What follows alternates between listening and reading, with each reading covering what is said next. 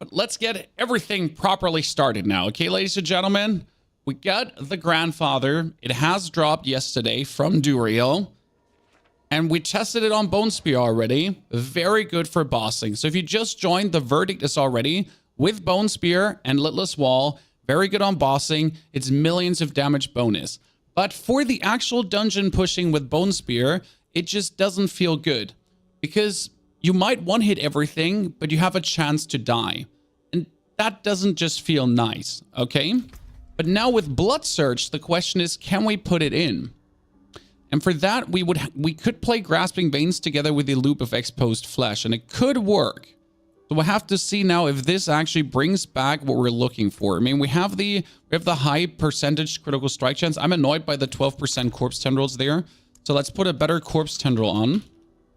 I'm just literally annoyed by the corpse tendril being so terrible. So let's see. I should have a higher corpse tendril. It's a 24%. That's a 19%. Oh god, sacrificing a 19% there. Oh, wrong vendor. Oops. It never mentioned that. Prey on the Weak does work, sir. Please don't, like, whenever you see Prey on the Weak, please do not talk about Prey on the Weak. The amount of people that are going, and I'm gonna say it, that are being very annoying about it is crazy. For this build right now, we're taking Prey on the Weak to make everything vulnerable. That's why this build is using it. Also, Prey on the Weak sometimes works, but doesn't always work. It was tested by Mr. Macro Bio Boy, actually. And there's a chance it works or it doesn't. Steven, good to see you there. How are you doing? So yeah, don't play. Please, Prey on the Weak is okay. It's okay to play it. Yes?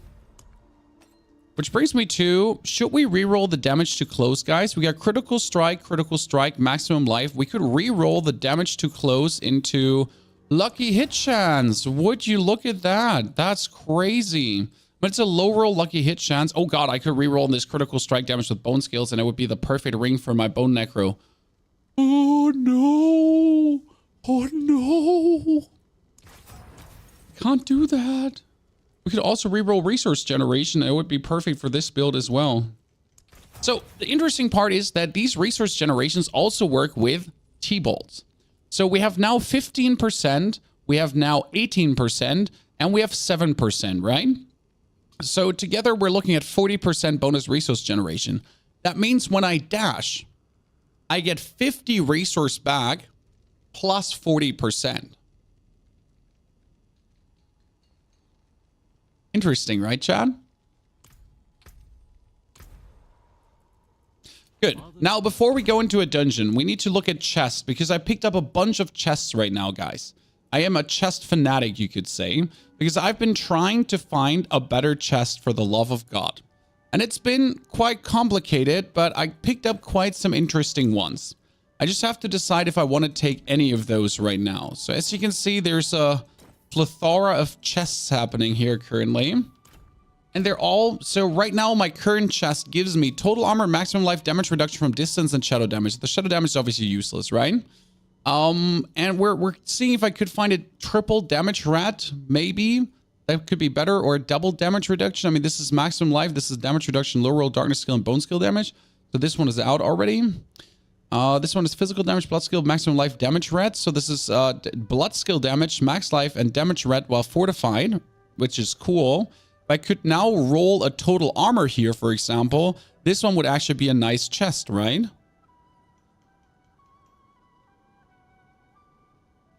Because it has a fixed damage red while fortified, which I'm always am. And we have this one, which had physical damage, total armor, and damage red while fortified. So if I reroll the minion life into max life or another damage red, that one is actually really good. That one is really good. I mean, look at that. Physical damage works for what I'm doing right now, correct? Then damage red while fortified always works. Jimmy, good to see you there. Micah also, howdy. And Mr. King. So this one into damage reduction from distance, also not bad. And we don't technically need max life on the chest. It's just nice to have, right? But it would also be good to just have the max life Put a low roll. Get a higher one.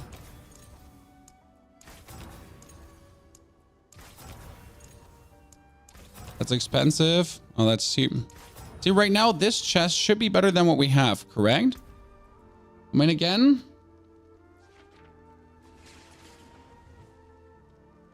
I will have the same total armor. I have physical damage high roll. I have the same maximum life, roughly.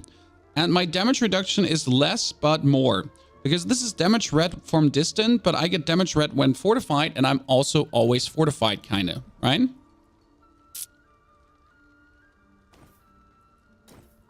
I'm actually going to take this one, and I'm going to be slapping on a... Storm roll. Then I need another... I have many fine pieces, rare and beautiful. I need another gem slot in there. Is that the right one? Am I doing it for the right one? Yeah, I'm going for the... No, that's not the right one. Wait, I just socketed the wrong one. Wait, what? Which one did I? No, I socketed the right one. Oh, Jesus. I was confused for a second. There's so many. So this one goes away actually because this one is not worth it as well. This one had maximum life, damage red from close enemies, damage red from shadow damage affected, right? This one is crazy. If I get that one now here, and this one has shadow damage, lightning resistance, damage red, damage red. Yeah, this one sucks. Okay, perfect. Okay, double rubies.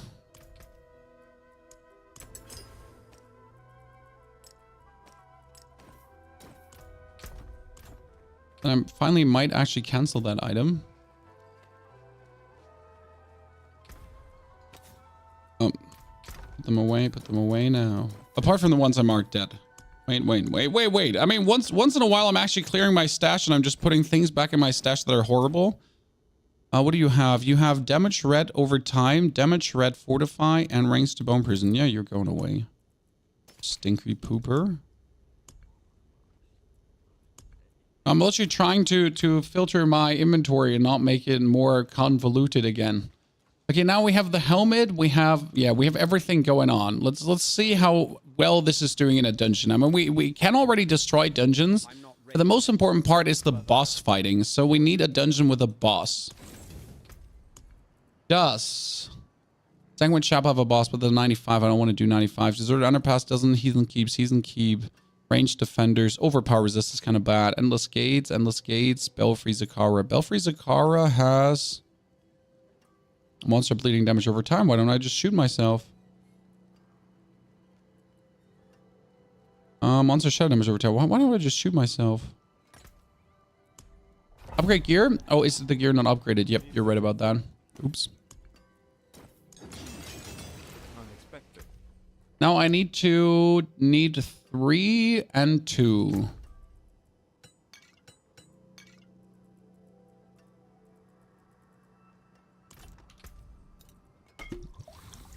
Double check. Chalices. 1, 2, 3, 4, 5.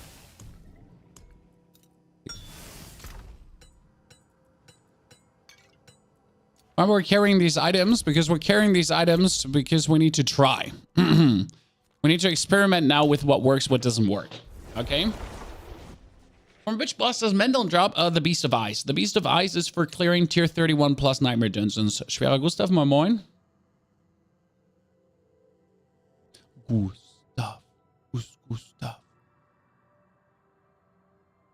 PC froze. Why ever you froze? Let's close Photoshop. This is, by the way, our thumbnail today, Chad. Because grandfather finally changes everything. Or not. Oh, no, I closed Photoshop. That was a mistake. I shouldn't have closed Photoshop. I made a mistake. Okay.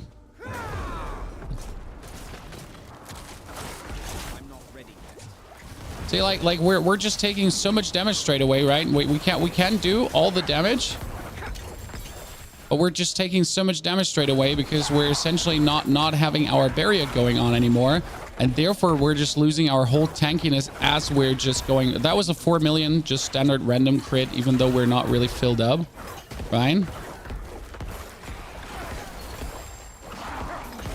I mean, definitely bigger damage numbers, that's for sure. Just especially the random damages, they're just high now. But you notice how we're squishy. I mean, we have 15,000 armor, correct?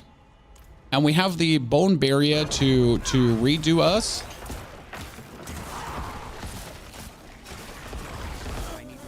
But still, when we run into this here right now,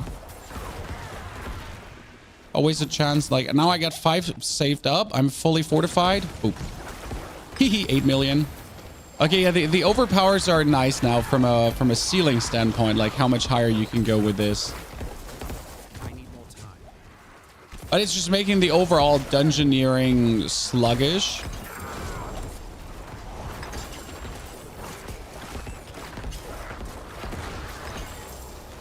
I mean, not super sluggish, but no, I literally have to like look out that I don't die. So going back, sacrificing like higher damage ceiling for potential survivability. Oh wow, what killed me?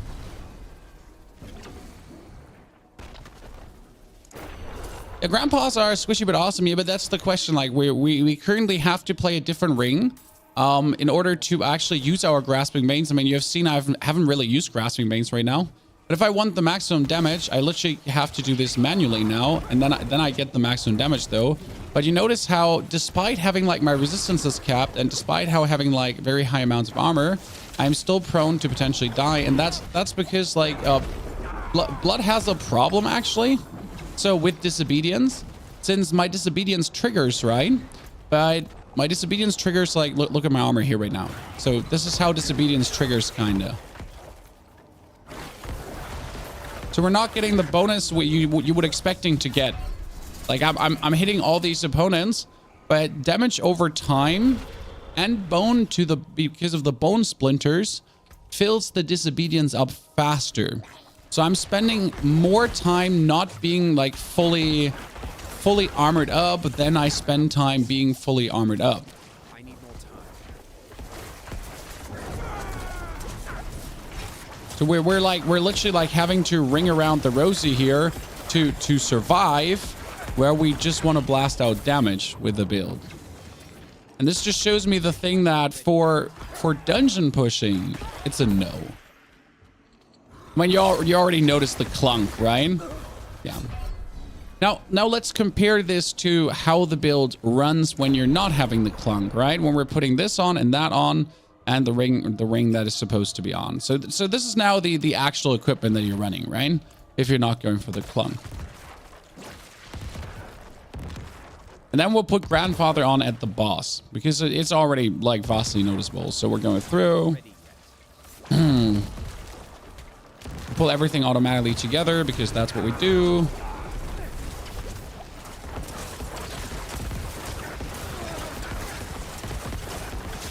And already vastly unclunkier. I mean, we still died here because they are very annoying enchanted right now. But it's just vastly like, you know, we have to less take care of when we die.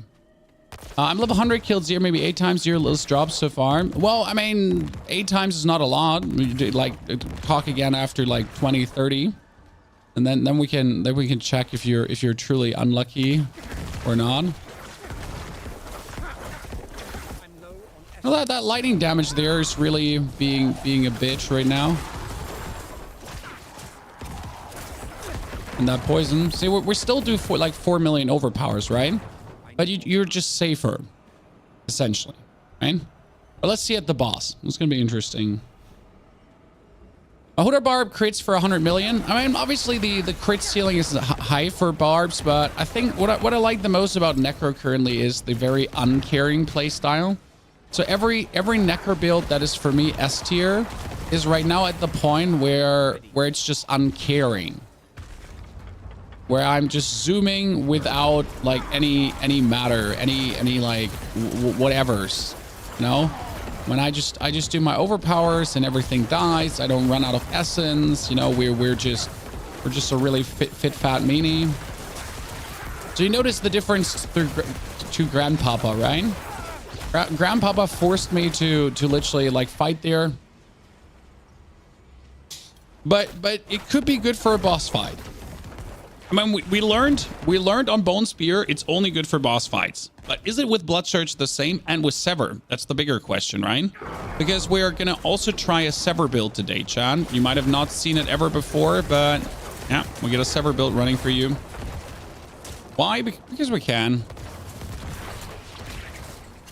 I also want to test it against Uber Lilith because we already killed Uber Lilith with this build, right? It was plenty fun, plenty easy.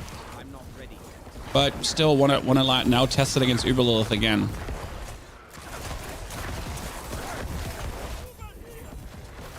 Oh no, I can't use the artillery shrine for the boss fight.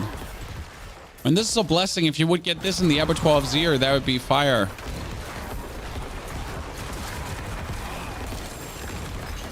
This is with Grandpapa, by the way, Chan. It's not, I'm lying, just to feel better.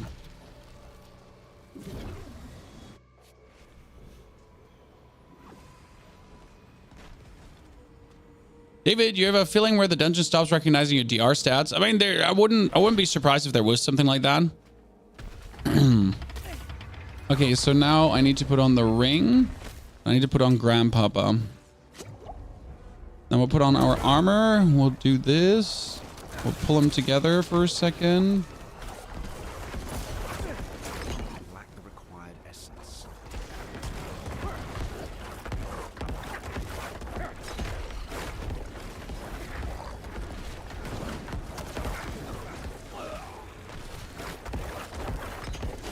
Yeah, bossing is more... Wow, bossing is way more efficient, huh?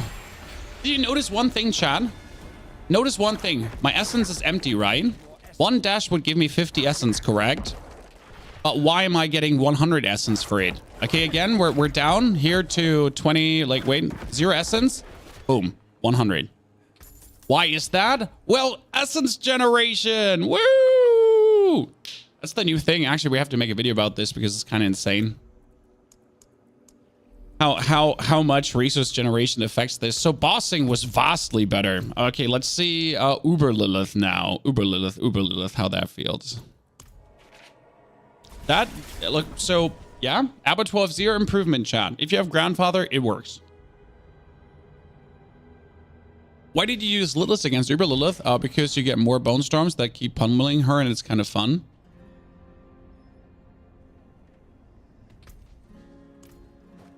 The problem, as you see, is I need to swap weapon and a ring. Yeah, resource generation is definitely king on rings right now. It's crazy. Especially for builds that struggle with resource a little bit. You know? Kind of nice.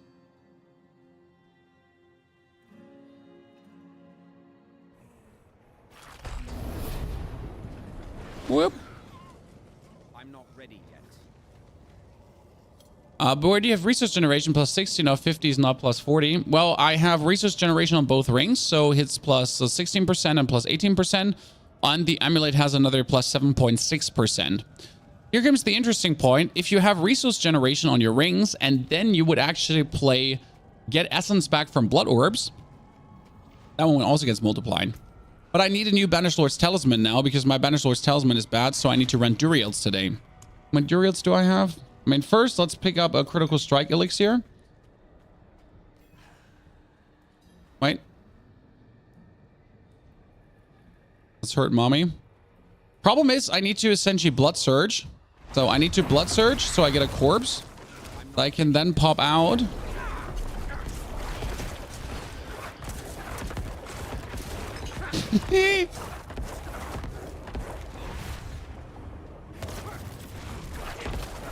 Woohoo!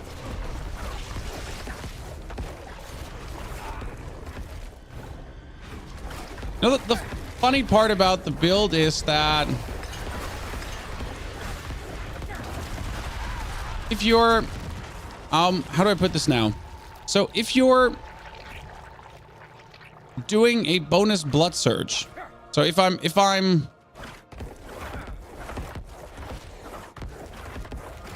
what am I doing? Oh, I'm blasting through resources to get more. So if I'm doing a very high crit blood surge, I always get another crit blood surge. Because my second blood surge goes away with 55% damage, right? So if I crit for 6 million on one surge, the second surge will always be 3 million. That's the fun about surge crits.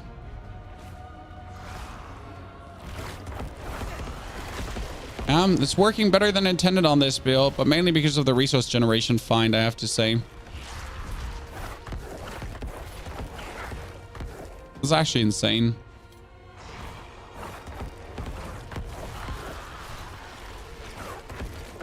I need more time. Whee!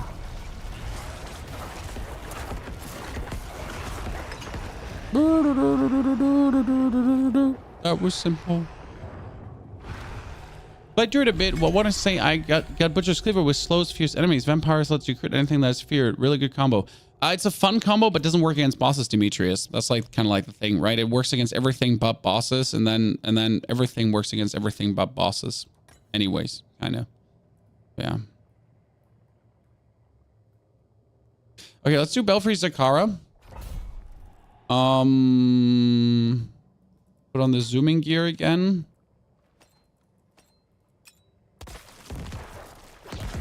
Yeah. God, I love how tanky this build just is. What do you do for resource generation? I dash, and I get 100 resource per dash, roughly. I dropped my first Uber eating, and it was a stupid Ring of Starless Skies. It's not stupid. You take that back. Your face is stupid. Crit overpower damage. Well, my crit damage is currently 600% and my overpower 3,300. And with Grandfather, I am at 1,500 crit damage and 3,000 overpower damage. So you notice how these two go like kind of nice hand in hand. But yeah, this is how we're going through dungeons with this. And that's why I think this build will be good. Look at my essence, by the way. This is why I think this build will be good for the Abattoir of Zir. Because I made a build that no matter how many opponents are around you, I will never run out of essence. I will always have Varia.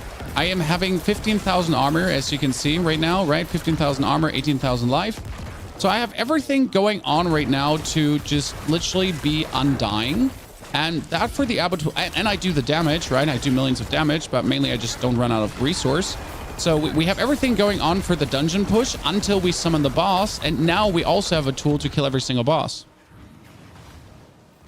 Could you make it Bone Spear? We already made it Bone Spear Necro. The testing with Bone Spear gave away that Bone Spear has the same problem as this has, only good for bosses. So again, you one-hit everything, but you run in the danger of randomly dying. So with Bone Spear, you also use this only against bosses. I mean, the fun part is if you would meet a particular nasty elite, you could obviously still swap out Grandfather. But right now, Grandfather is something that sits in your backpack until needed.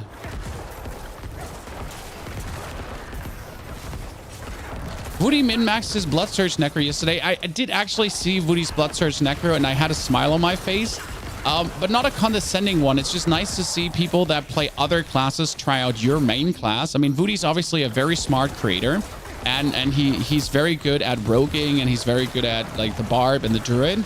But when I saw him min-max his Necro, I was kind of like, I can show you some tricks, brother. You know, if you wanna know some things like how to play it better, I'm here. So now we've cleared everything. We're swapping over to Grandpappy again. Not only to Grandpappy, guys. We're gonna get Grandfather in and the ring. The ring, Grandfather. From Bone Storm, make a corpse. 3 corpses actually precisely. Dash for 40% multiplicative bonus damage. Dash again for almost dying to Volcanic.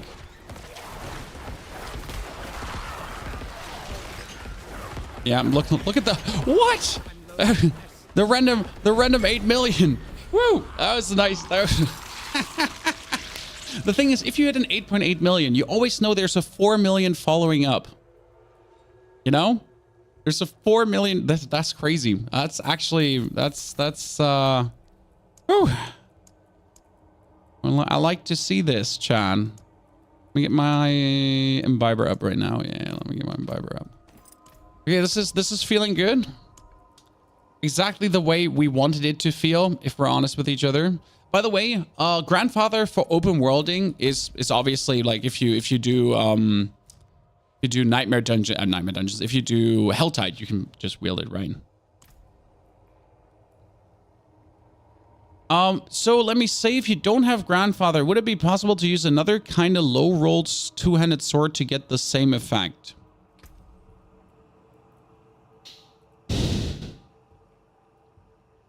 The problem is I don't have a sword right now to test that.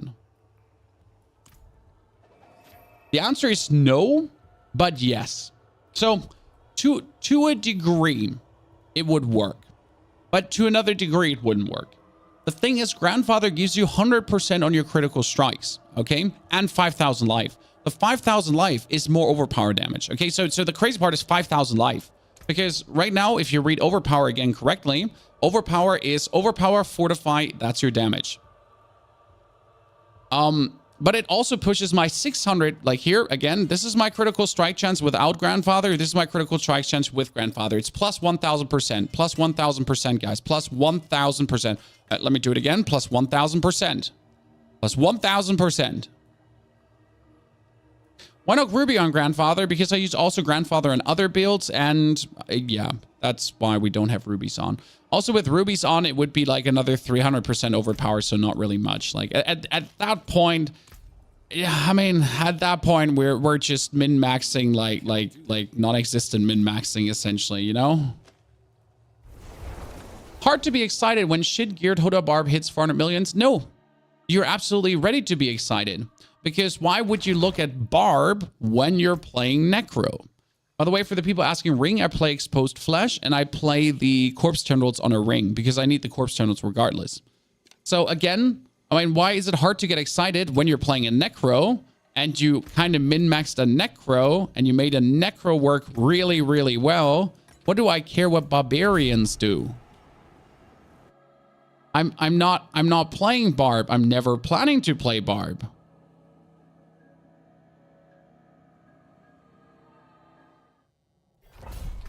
So yeah, what aspect do I have? I have corpse tendrils on my wand. When I'm dungeon pushing, so when we're just going to get to the target, when we're trying, oh god, I just wasted my, we're just trying to get where we need to be. And just look at my resource, chat. Just look at my resource. Isn't that beautiful?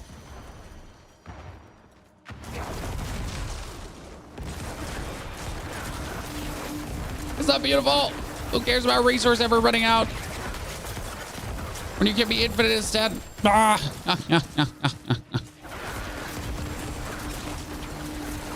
So I said like this one actually from just S tier to super S tier, Chan. Yeah, I am very happy with the results of this. The fun part is I literally have recordings from 2 days ago of playing this build without grandfather. Okay, guys. I literally have recordings of doing boss fights with this build without grandfather. So I can do a side-by-side comparison how much faster it is with grandfather. And the answer is it's at least 3 times as fast. Okay, 3 times. Exposed flesh only works in season 2. No, exposed flesh always works. What?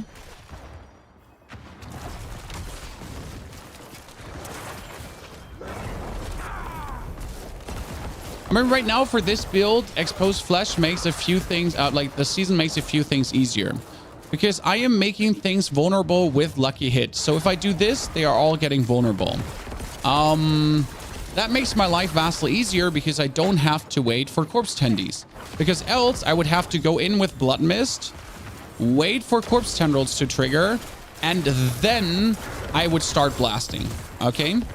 That's the difference to season and not season for this build, essentially.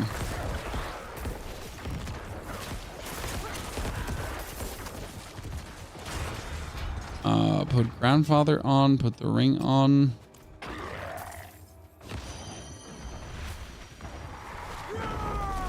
Make a few corpses. Pull the corpses together. Now it's a nice little 7 million, 8 million, more million. Use another corpse, dash. Wait for the corpse to trigger, and then boop, boop, boop, boop, boop, boop. Almost stepped in that thing and died. Perfection. Now I gotta look out that I don't accidentally disenchant any of the items that are actually important to me. Right? Because that's the biggest danger. That was a 58 million non-crit overpower. Well, that's from the Blast Wave Shrine, not for me.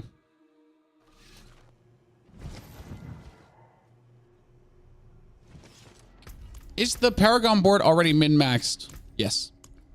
This Paragon board is perfection. I made it even better today, to be honest. So we made it better by putting Scent of Death here early, because if I put Scent of Death here early, I'm rather able to get all the glyphs going. So right now I have actually every single glyph activated, which is crazy. Apart from this one, because I need more in for that. It's hard to activate this.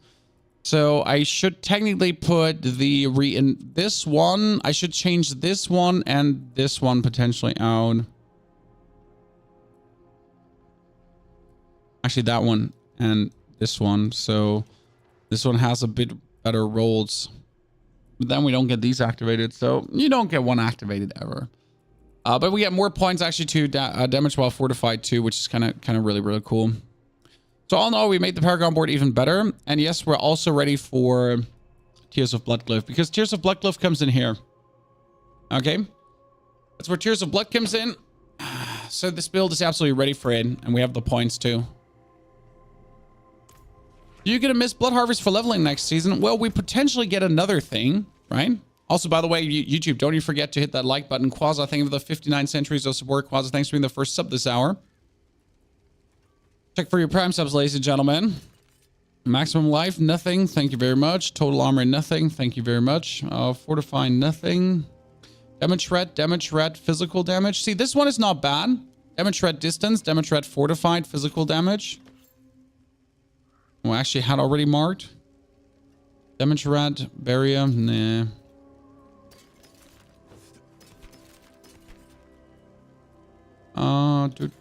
Dude. Still could get better gloves. I mean, it's unlikely I will get better gloves, but there is a very, very, very edge case scenario. Movement speed, damage, ranks to amplify damage, and dex. That's not even terrible, but also not good. So there's a very edge case scenario where we could get slightly better. Let's go to Kjovachat for a second. So I want to just see something.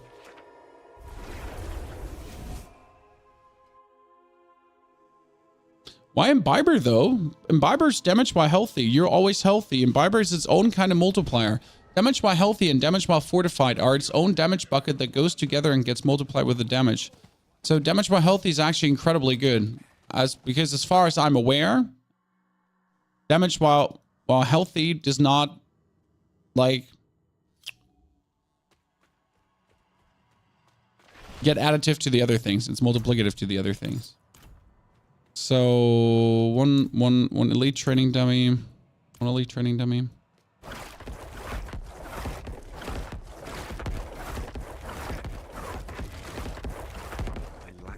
Yeah, that's like the highest you see with non-dashing is like kind of 6 million hits. 6-7 million. Then we do this because that hires our damage ceiling. 10 million. That was a 10 million. Cool. Okay, so 10 million is possible. That's interesting. I need more time. Yeah, 10 million again. Cool. Again, 10 million also means that a 5 million will straight up follow up. Now again, you could say, but Pony, Hoda Barb does 400 million. Yeah, but who cares? We're not Hoda Barb. See, if I now play this and that, just to give you a comparison to like the damage ceiling we're doing, right? And we can still do significant damage, but it kind of like caps out at what do we see there? Like 4 million, 2 million, 3 million. A lot of numbers, sorry. 2 million, 3, 5. I lack the required Yeah. essence. I mean, it's a bit more damage because we're a bit faster. As you see, we're faster. But what we need now is Blood Surge, because you notice now we do 10 million damage. And our Blood Surge gloves have 55%. So obviously, I would really, really, really like to have a 50% Blood Surge now, right? 52% is the lowest I have currently.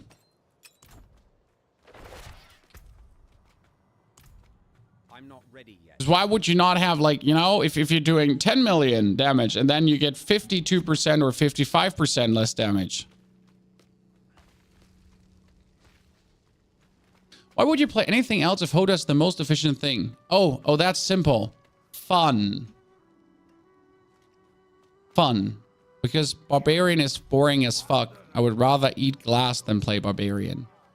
So efficiency is not only the only metric. Efficiency is the only metric for many people. What I care about is being the best necker in the world. Honest magics. Right? I care about being the best necker in the world. I think I am already. Ha. So yeah, that's what I care about. Number one necker worldwide. That's my only personal care. Why would I care about what a barbarian can do? Oh, I have a 50% blood surge. No shit. But do I put it on this?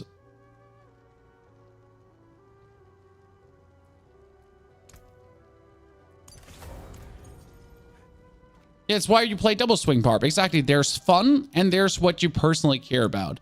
I mean, obviously, if you are a leaderboard running, you know, whatsoever, you could say, yes, sure, you should play barb. But then again, aren't leaderboards class specific? So if leaderboards are class specific, and if the gauntlet is going to be class specific, and if actually everything in the game is class specific, right?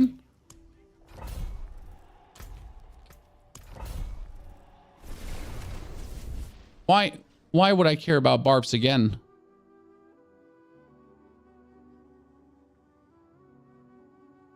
You really don't like the single target damage. Alan, did you just see what we... Okay, Alan, listen. Alan, you must have joined just a little late. Alan, come here now. So this is... I mean, first and foremost, let's get to the boss, okay?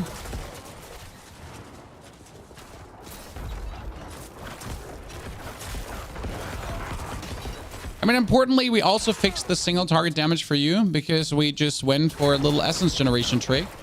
So we actually made this build like vastly better for multiple reasons, actually. So this build just got better because of the grandpapa for bossing, but that's actually not the thing that made it really better. I'll get to what it actually made it like really better in a second, and that is me playing around with essence generation. Because essence generation now allows us on dash to gain 100 essence. And 100 essence for this build means another 3 blood surges. For 3 blood surges, I roughly don't really take 2 seconds. As you can see, right? We blast them out really fast. But let's assume it roughly takes 2 seconds to blast out these blood surges, right? That means that every 3 seconds, I can get 100 essence to blast out 3 more blood surges, as I am, well, infinitely able to blast out blood surges, essentially, right? That like adds up to a very funny shenanigan of truly never running out, even if you're single targeting, right? And that's kind of nice. Oh, do I not have my... I have not my ring on.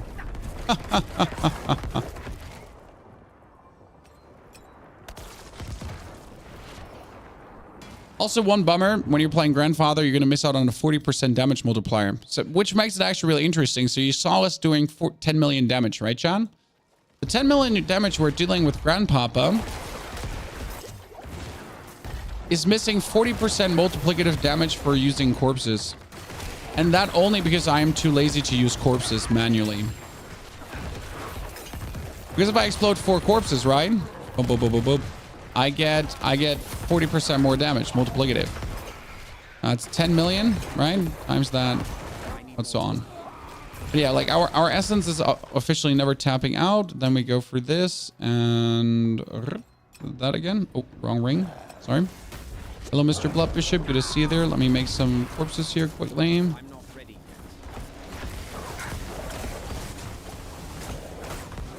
Get 100 essence back. 100 essence back. That's the 100 essence we talked about. Get 100 essence back. Right? Get 100 essence back.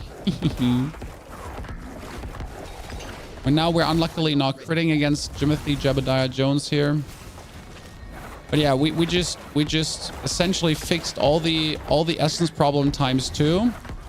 While we also hired the boss damage as we're then critting, you know, to tremendously go always on. I still feel like that as much fun as the Grandpapa is, that overall it just feels better with this. Because again, with Grandpapa, there's still the chance to potentially die, right? So Grandpapa works fantastic. If you're not too lazy to always swap things, right?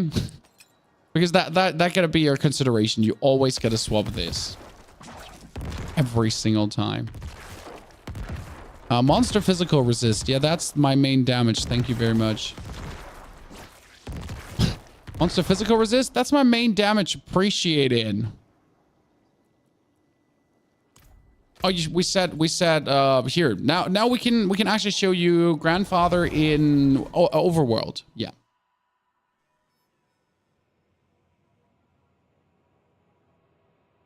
Also, semi-slow on bossing. I mean, like, I hate to do this, but I'll have to do this right now. When you're saying semi-slow on bossing, we're talking literally like 10 seconds versus 20 to 30 seconds, you know?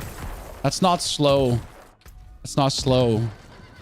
That's just you caring for 20 seconds that don't matter at all. I mean, for the Abattoir of Zir, the important part is getting the boss summoned, okay? So in case you don't know how Abattoir of Zir works, as far as I have understood everything, but we'll see it tonight, you have to clear the dungeon, everything, in a certain time frame to summon the boss. And if you're not able to get the amount of kills necessary to summon the boss in the time frame, then you failed on that level of the Abattoir. Right? That's at least how I understood it. Which means that the more important part is not the boss kill. You just got to be able to kill the boss, right? The most important part is to get to the point where you can kill the boss. So actual boss killing speed shouldn't matter as much as survival and clear speed.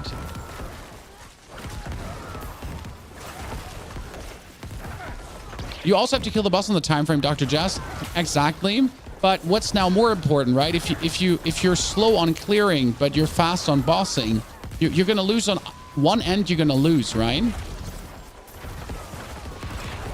But tonight we're gonna know more, and then we can make even better predictions for what build will be good. I mean, right now I think the Blood Surge build will be right up there and doing exactly what I want it to do. So yeah, this is Grandpapa, by the way, now in the open world, and obviously for the open world, it's just insane. I had the same with my Necros, so as I was doing the Necro open world thingy with the Grandpapa, you were literally just going through people, right? Like hot knife through butter, just destroying everything. Especially since in the overworld, you truly can't run out of essence ever, because of the 100 essence back that we took. Wow. And you're just getting randoms like gazillions of overpowers. You think they'll reveal the details tonight? Well, they literally said that tonight one developer will play through one level of the Abattoir of Zir. It's probably going to be the first level or something, but yeah.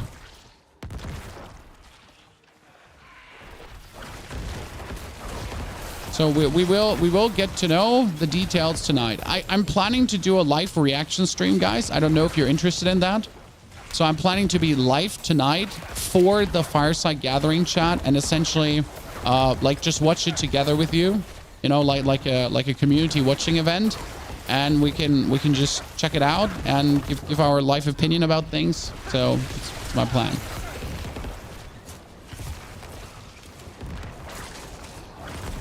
What time? The stream is like in 8 hours from now. You know what I would like more about Grandpapa? If Grandpapa was a one-handed weapon. Because of attack speed reasons, right? The attack speed is so slow. I'm sad.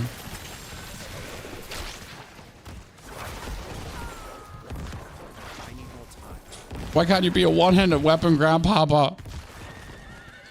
It will make you truly OP.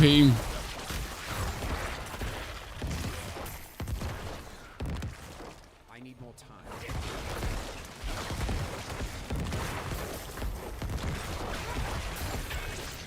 Can't wait to get my hands on the Tears of Blood glaive as well. Because what I thought about is, right, Tears of Blood hires your overall damage, correct? But our damage is working with crits being multiplied by overpower and that all completely escalating like crazy. So if I have crits multiplied with overpower and then I'm adding another multiplicative damage to that from the Tears of Blood glaive, shouldn't that be going really crazy for overpower crit vulnerable build, Chan? Shouldn't that technically go really crazy? You get Ravenous going? Yes, I get Ravenous going, but Ravenous only does that much. I mean, it's no wonder serum to go get you like super crazy, right? I found Shaco this night. I would be intrigued in Shaco, but I couldn't actually play it with this build.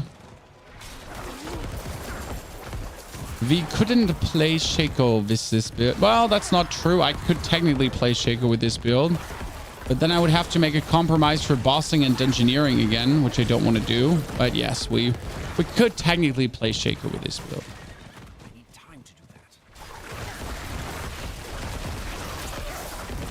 Like, then you would have to have a boss, like a dungeoneering pans. So 1 pans for dungeoneering and 1 pans for boss killing. And then you could play Shaco because we would need the aspect of disobedience on the pans, you know? Martin, good to see you there. You're the #1 Necro already. But see, this is what we need the gauntlet for, because the gauntlet is going to have weekly changing leaderboards, and then I can truly check out if my builds are that good. I mean, obviously you also got to play good, right? Because there's still, like, you know, your personal skill level and whatsoever, being reliable for how well you go through things. But realistically, like when the gauntlet comes out, I can test how truly good my builds are. You know, I can see if they're doing what I think they're doing. Meta, thank you so much for your Prime subscription as well. Welcome to the Knights of the Round Stable, my friend.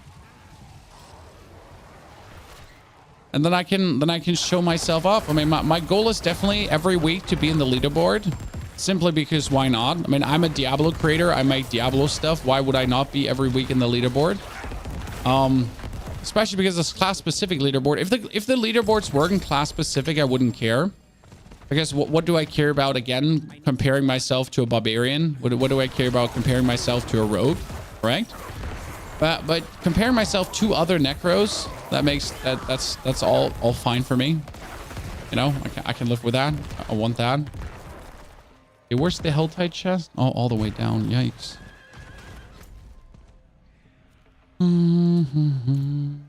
What I'm really interested in.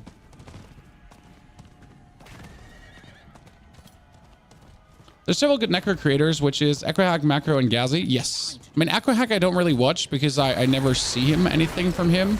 I know he does stuff for Max Roll. I mean, Macro is obviously amazing. He does good things. I need time to do that. But from all those necro creators, I have definitely the most builds. I mean, alone this season, we have 8 different builds that work, Chad.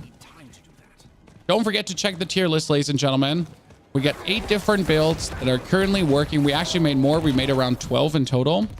And we got 8 different builds that are working, that are good, that can clear tier 100 dungeons, that can kill Uber Lilith, that can do every single piece of content. And 3 of them are absolute S tier. And 1 of them being beat A tier. I need more time. I'm very happy about that. Good results. Makro, my favorite necro creators. I love Makro myself because Makro truly helps me, because he tests things I simply don't test, you know? He finds out stuff I don't find out, but I obviously profit from his findings greatly too. When he randomly stumbles up in something clearly amazing again, and it's like, wow, Mr. Makro Bio Boy, thank you very much for finding this specific piece of information for your fellow necro brethren. He tests like so many crazy things. All my respect for that.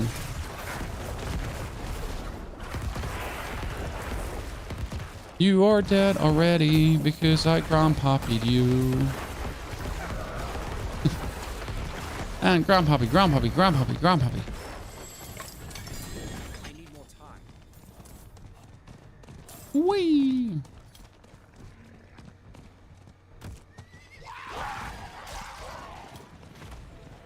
Managed to get the chest. I'm there. I made it. I mean, right now this is my way to really get item upgrades, right? I do Helltide, then I do Gregoire, and I'm essentially checking if Gregoire is dropping anything interesting. I gotta say, like, I've gotten more good stuff from Grig than I've ever gotten from Duriel, because Duriel feels so weird in what he drops that he's often like, you know, you want to get something better, but it almost feels like that all his drops are limited to a degree, and they can't actually drop better than they do. I don't know how to describe this, but it's so weird that, like, I feel like I always get the same kind of affixes on Duriel. Like almost as if you're getting the same items. Does Grandfather work in Bone Spear? We used it with the Bone Spear build that we posted yesterday. So in case you haven't seen the Bone Spear build yet, check it out. It's amazing. For that build, it works only if you're using it for bossing. Grandfather is nothing you carry around 24/7. For bossing and open worlding, sure, but for dungeoneering, you push with the Littlest Wall, and then you swap over to Grandpappy and go for it.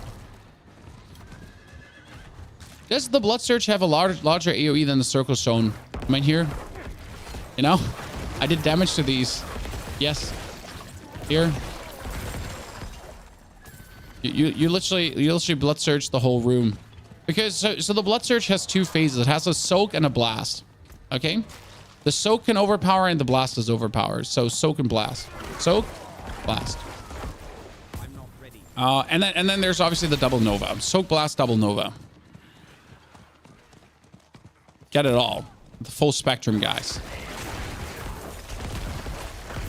But that's also why you want to live inside your opponents. You want to like live inside their face.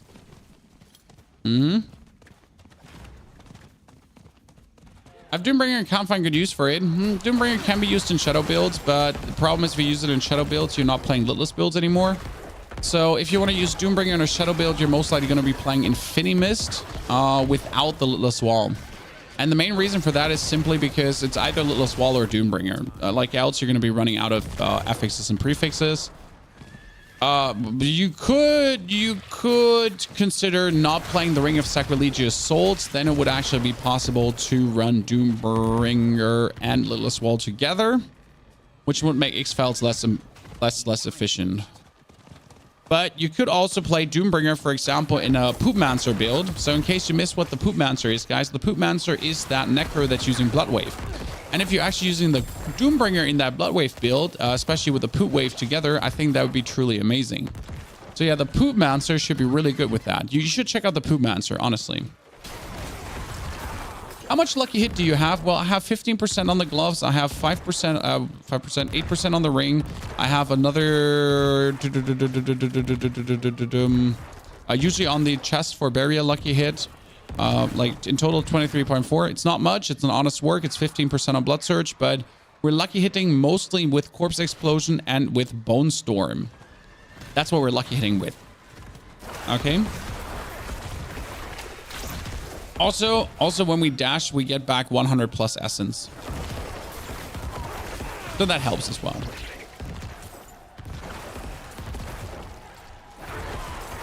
We're skipping Blood Surge because you thought it was close range. Nah, Blood Surge is the best clearing build out there. Like you just walk in a room and you just press your button and everything dies. Oh, that was just an 8 million again. Huh. How cute. It's funny how casual high damage Grandfather deals, you know? I mean, this is by the way how casual you play the Blood Surge build. Why the Blood Surge build is just simply the best open world build Yes, Bone Spear does amazing damage, but Bone Spear doesn't just kill a whole pack of mobs like this. You actually have to shoot 2 Bone Spears, or you have to aim your Bone Spear. With this, you just right in the middle, and then just everything dies. And then you just go on to the next pack of mobs, and so on. Or Bone Spear really, you know, you have to be like, pew, pew, pew, pew, pew, pew, and it's like, pew, pew, pew, pew. Oh, yeah. Oh, cool.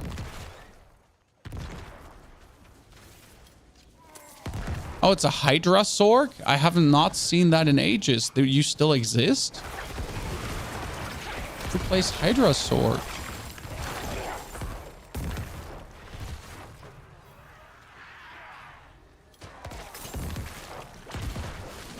No? I'm not ready. The final build I wanted to try out with Grandfather is technically a Sever build. I just don't really know what to expect from a Sever build, if I'm honest with you. I need more time.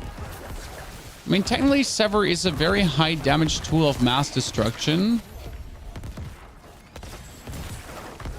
And now with the Ring of Sacrilegious Souls, it can work again.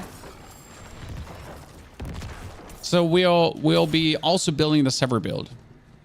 Sever has good aspects, yeah, but only that all these aspects are useless. Final boss. Sever has one aspect for crit to create desecrated ground. That one is useless. Because the crits that you do with Sever, depending on what build you're playing, are usually that high that, well, when you crit something, it just dies. So as soon as you crit with Sever, the desecrated ground you create below them is useless because they'll be dead.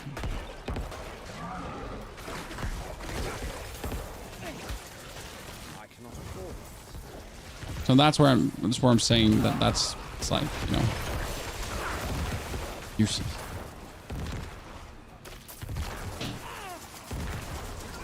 And it's Lilith. I mean, sure.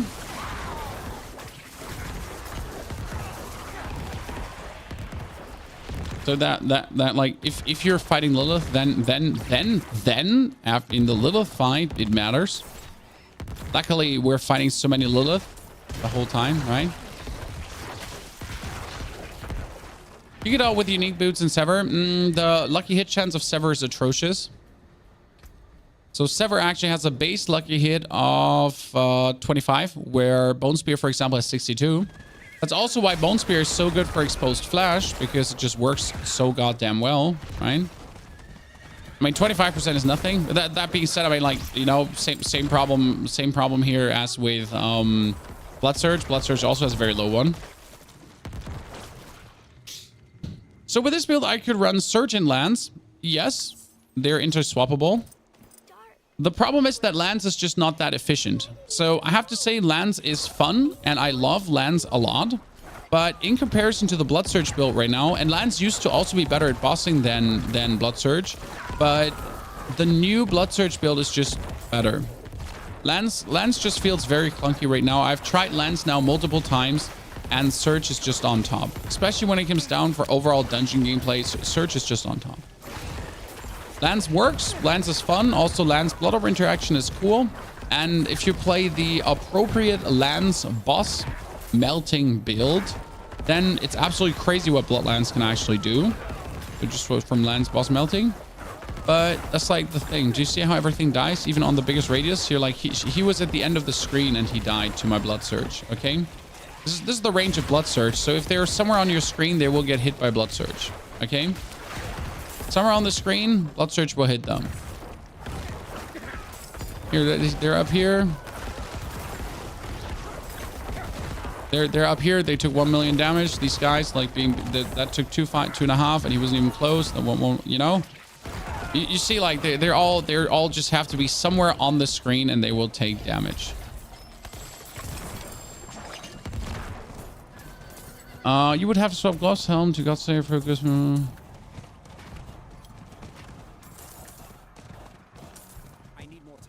Yeah, so my problem with Lance mainly is that it's now clunky. And I'm a big Lance lover. I love Lances, guys.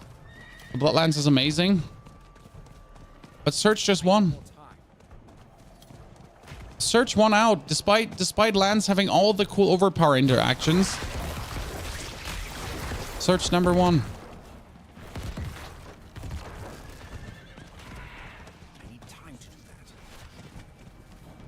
And I'm very happy about it because I like the Surge more than the Lance. Surge is the most aesthetically pleasing skill. You walk in and... Elder Skate or Diablo. I mean, two absolutely different games that have nothing in common. Both can be had on Steam. Both can be tried out for 2 hours. But yeah. Have you uploaded the new Blood Search build with Grandfather? There's no new Blood Search build with Grandfather. The Blood Search build is uploaded. Grandfather can be used for boss killing. And well, today is the test. Today we're testing everything. So if you want anything to be tested with Grandfather, please tell me. Because this is right now what we're doing. We tested Bone Spear already, so we're not doing this today. Bone Spear is tested. It's good with bossing. It's not good dungeoneering. We're testing Blood Search right now, and we learned that it's very good versus bosses. But we got to make sure to keep our crit chance up because we have right now I only have 44% crit chance, and then, well, if I activate my armor, I have 64%, and if I then do a corpse tendril, then have 80% crit chance. So that's what you want, right?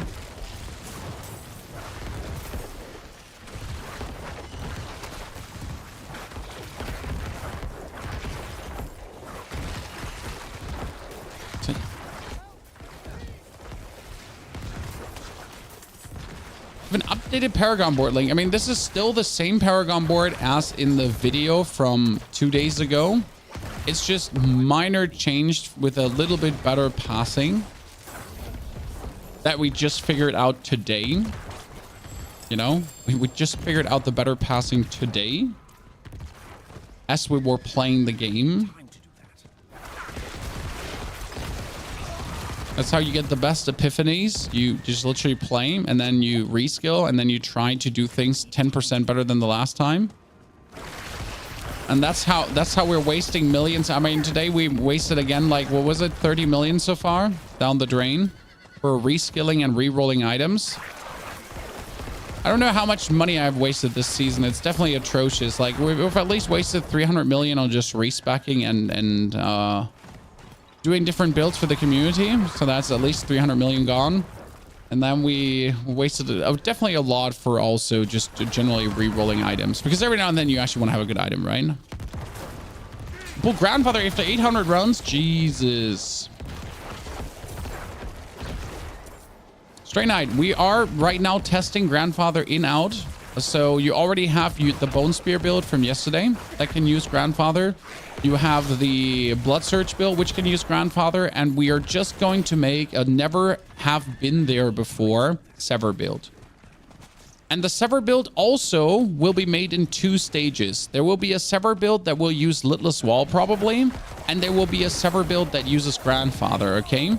So also the Sever build, Chan, will most likely first run Litless Wall to be viable, like that it actually works. And then we're going to be phasing in Grandfather as the bonus, okay?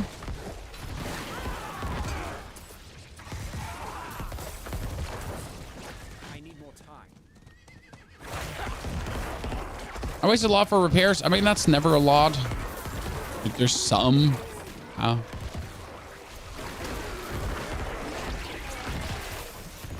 As this compared to Hell from Below Corpse Explosion, I don't even know how good Hell from Below Corpse Explosion would be.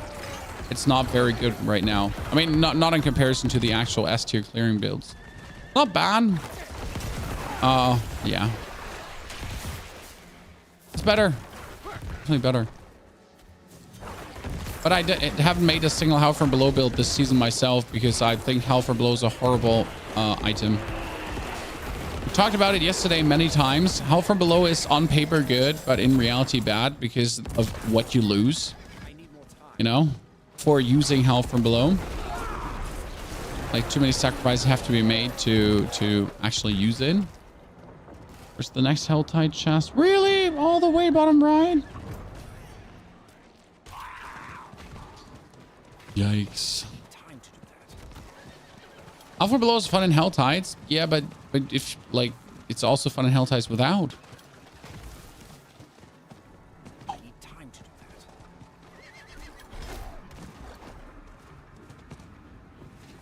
Salmon, I just found you on YouTube and I really like the content. Thank you, sir. Appreciate it. Taking it. Pretender Gamer, by the way, thank you for the 19 months of support, ladies and gentlemen. That's 19 months of subscriptions already. Holy Christ. That's a lot of money.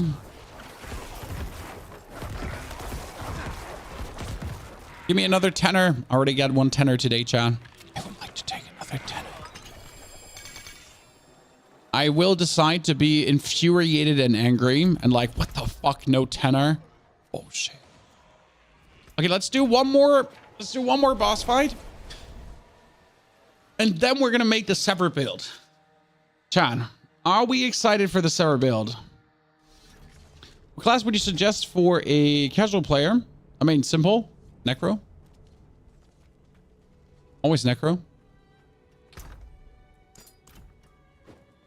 Necro is everything. Necro is casual. Necro is try hard. Necro is love. We can be casual as fuck. Maximum life, summoning skill, ultimate skill, thorns.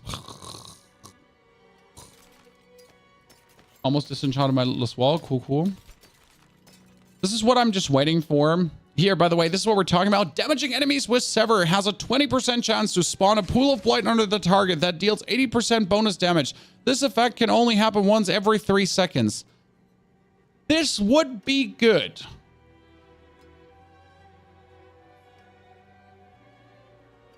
If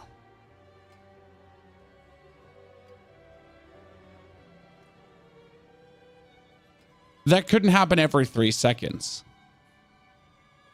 But if it could literally happen always and you could keep it permanently up, maybe it would be good.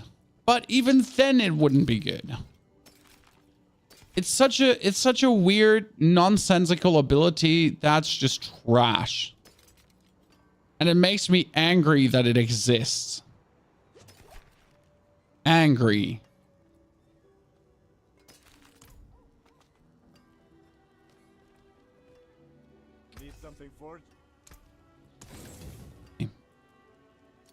Please don't have me accidentally disenchant my littlest wall. So we wanted to do one more dungeon to show off how the grandfather works in versus a dungeon boss. Let's try to get a good dungeon, right? One that's not shit. Like Crusaders, no, like I mean, this is Whispering Vault. That's unstoppable monsters, 30% bonus life and bleeding damage. Wow, it's horrible. Let's get one that's not horrible. Wow, it's horrible. Doing Bone Spear build, but you can't just do the high damage, then I highly recommend you, if you do truly not sure how to play Bone Spear, to go to youtube.com/ponyhof and you check out the Bone Spear Evolve video right here, which is essentially just made yesterday, and it's an absolute crazy Bone Spear shebang. Mental face destruction, absolute the meltoning. Cheeks clapping left, right, and center. Okay. Meister Hatzlos, thank you for the 68 months of support. Meister Hatzlos, good to see you there. Wait, which boss is in here? Is there a...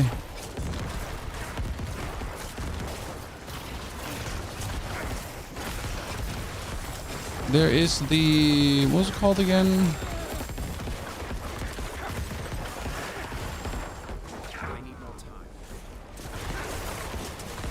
That ghost guy.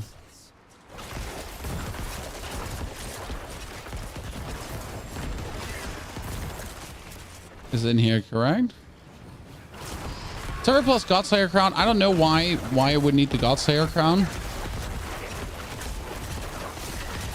You're gonna play Sever with Sacrilegious Ring, and you're gonna play Sever with Corpse Tendies, and we're gonna be playing Sever with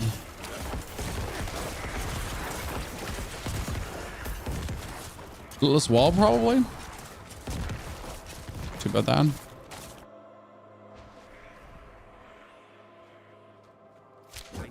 Okay, step number 1. That's already done. Again, this is why we're dungeoneering without Grandfather. So we have Grandfather chat, but right now for the dungeon pushing part, you're not playing it because you're doing all the damage in the world. But for the dungeon pushing part, there's one thing more important than Grandfather, and that is having infinite essence. Because the man that has infinite essence will never die.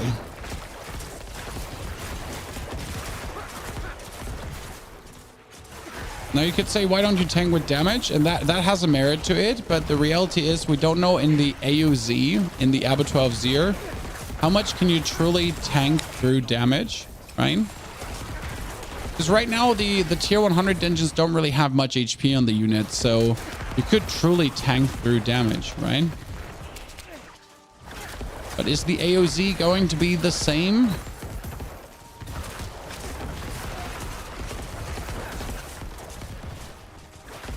Find out in the next episode of We Don't Know Shit, but we could make predictions.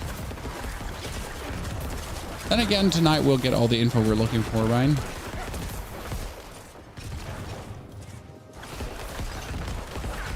Can you find the grandfather build video link? I mean, like the video from 2 days ago is a blood surge video, and there's not grandfather in there, sir. There's literally the Undying Blood Emperor, it's called, or something like that. And it's this build we're playing here right now, just without grandfather, and then you put grandfather in. UK time is in 7 hours. UK time is also in 8 hours. It doesn't matter where you are, in 8 hours from now on. Doesn't matter where you are in the world. 8 hours. Could I please not be blocked here? Thank you very much. It's kind of annoying. The campfire happens in 8 hours, and you can watch it on my channel because we will do a watch party, Chan. I haven't told the wife yet that she's lucky, and we're gonna do a watch party. But I think she'll appreciate it. She'll be like, "That's such a great idea. You do you, honey boo boo." She obviously calls me honey boo boo. Swap, swap, swibbity swap, swip, swap. Activate. Pull them together.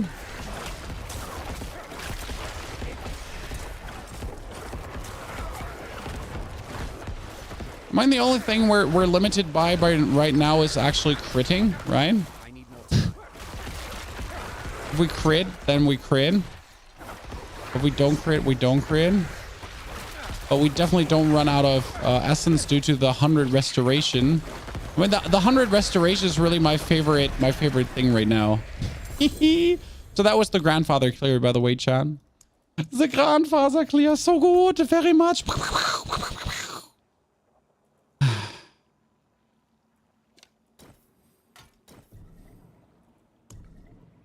All my powers are working. I'm just making sure I'm not accidentally not having a power work.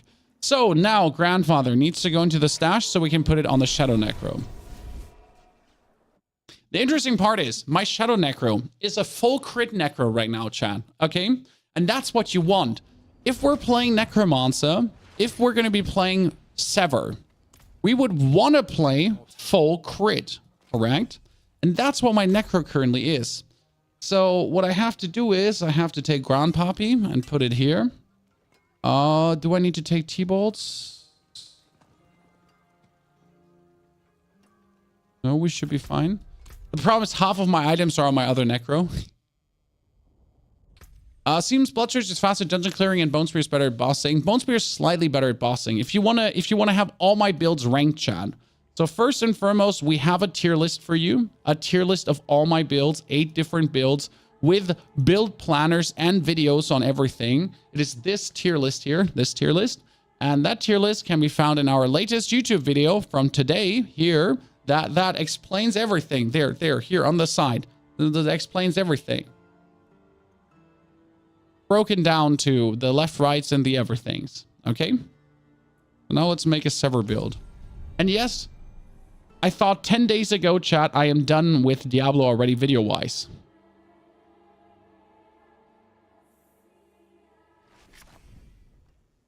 Because we have made so many videos already, and I thought we were just simply done, you know?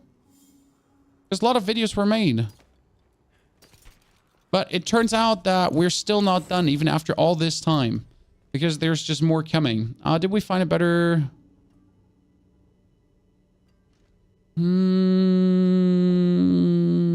better stats, better damage over time, worse lucky hit, better cooldown reduction, slightly lesser damage. Where's Lucky Hint?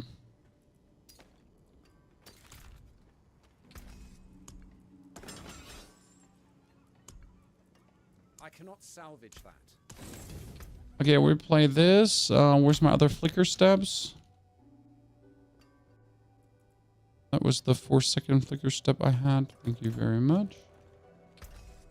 I need more than one flicker step. Let me double check my Paragon board. My Paragon board, yeah, we needed to delete a lot of things. I bastardized this Paragon board to test some things.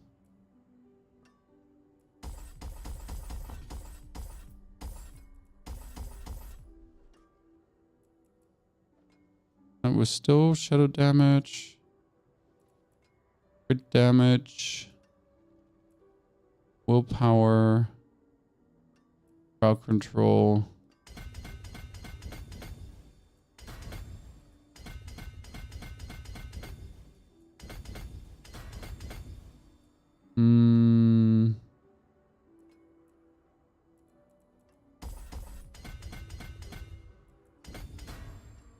That's fine.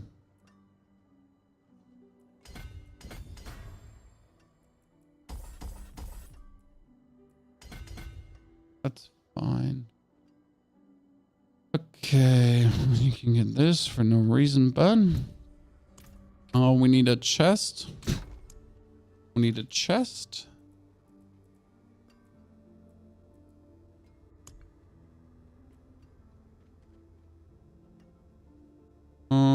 We can take you. We need a litless.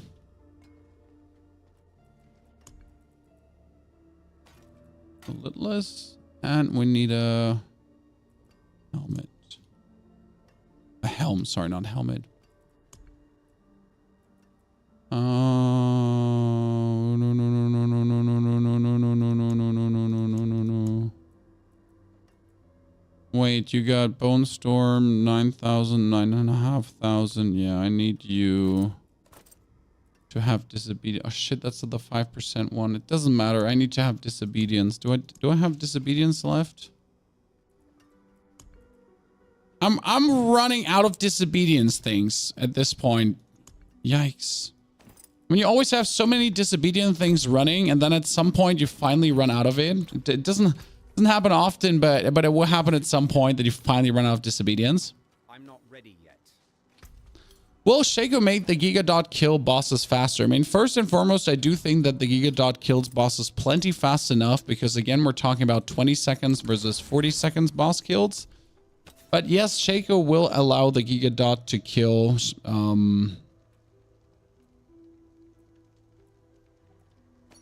you know what? I don't actually need disobedience on here, because I have 12,000 armor with this.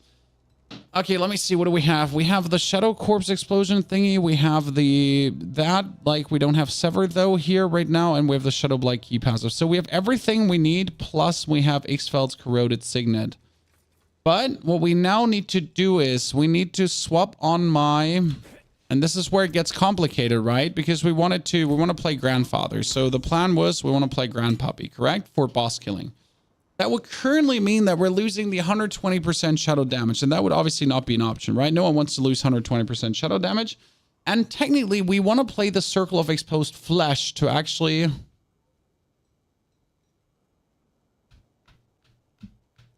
blast out Exposed Flesh like crazy. If I do that, though, I would have to let go of Ixfeld's Corroded Signet, and that would kind of feel shitty, because why would I let go of Ixfeld's? Because it would be bonus damage to everything we're doing already, so it kind of makes no sense to let go of this. But in order to... I mean, like, if I don't let go of Ixfeld, I would have to let go of Corpse Town rolls, but Corpse Towns would auto be shit. But if I don't let go of that, then I would have to let go of Ultimate Shadows, and that would also be shitty to do.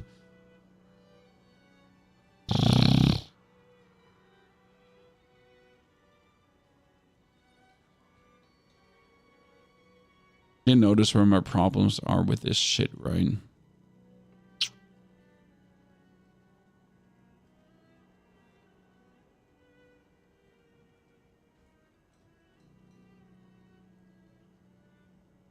Just makes no sense to play shadow stuff if you're not playing the 100% bonus damage. Oh, let me just see how much damage this would deal out of interest.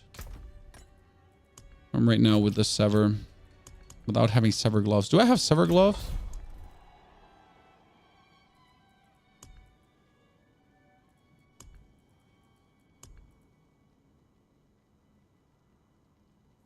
You are absolutely horrible.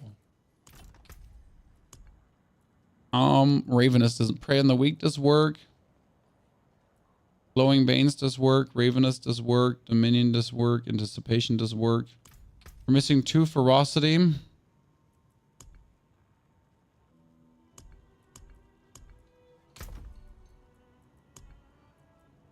Mm-hmm.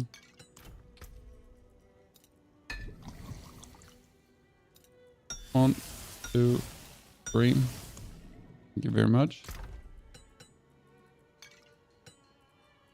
Oh, we don't have Metamorphosis. Am I stupid? Am I stupid?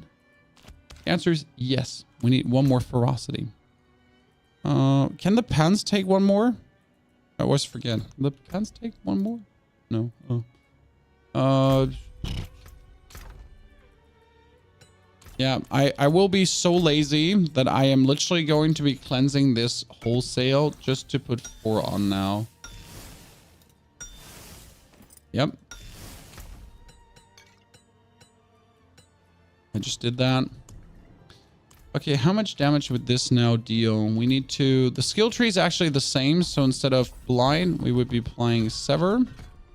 And now every 3rd cast of Sever makes enemies vulnerable. This is so much pain. This is so much pain because it makes no sense to play this. It's the biggest pain in the world.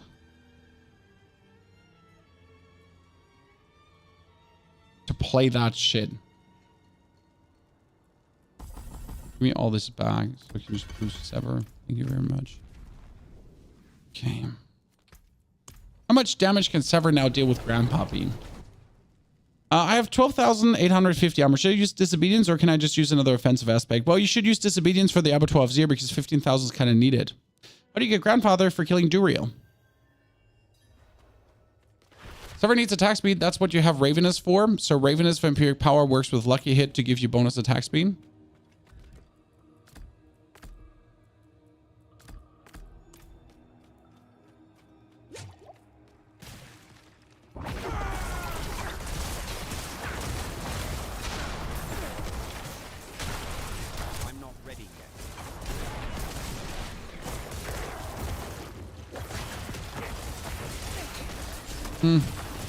Kind of was hoping for more damage. I mean, it's not bad damage, right? We're doing some millions here.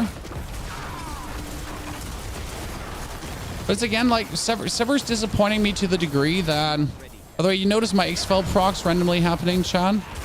So Sever's disappointing me to the degree that, in comparison to Blood Surge, it's only hitting such a small area.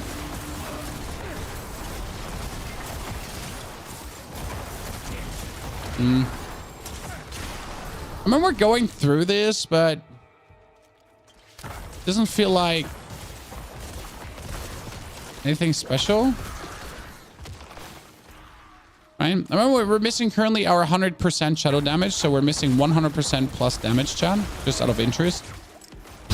Saying. Problem is more like aspect related to get that done. It's not impossible to get it done, but I'll just have to make decisions.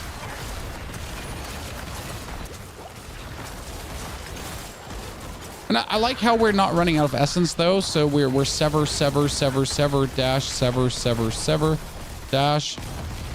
Go invincible, throw on our thing, dash through. We're not having metamorphosis running. Oh, it's 4-second metamorphosis. I'm wondering how I just refilling so few essence, right? Because we have 4 seconds metamorphosis. Oh god, it's such a difference. Such a difference. Sever plus minions? Nah. Don't talk to me about Sever plus minions. It's sadly not an option anymore. Make some more corpses.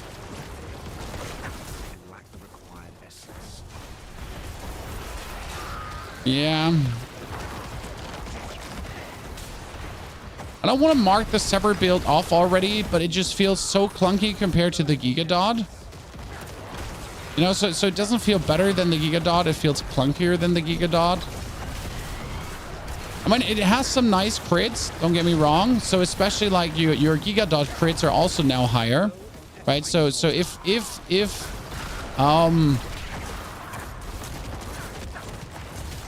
freaking X-Files is critting, it does more damage too. I mean, it wasn't horrible, but it also didn't convince me there right now.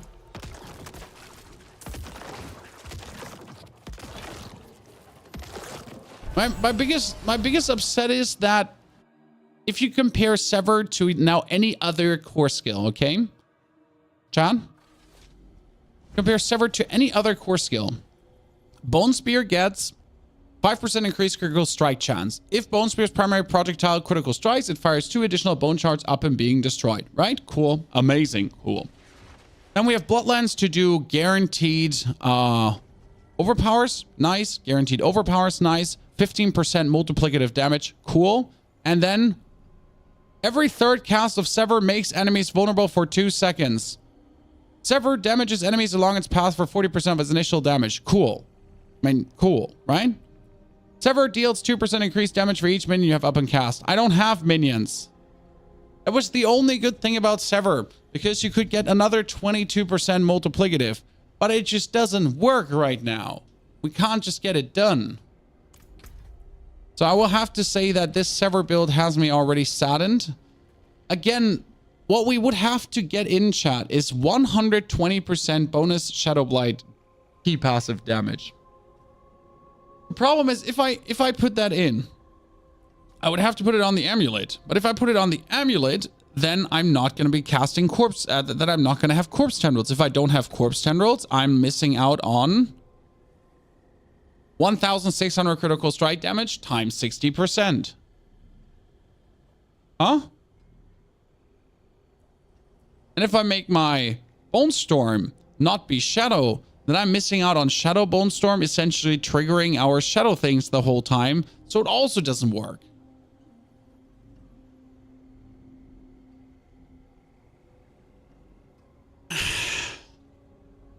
You know?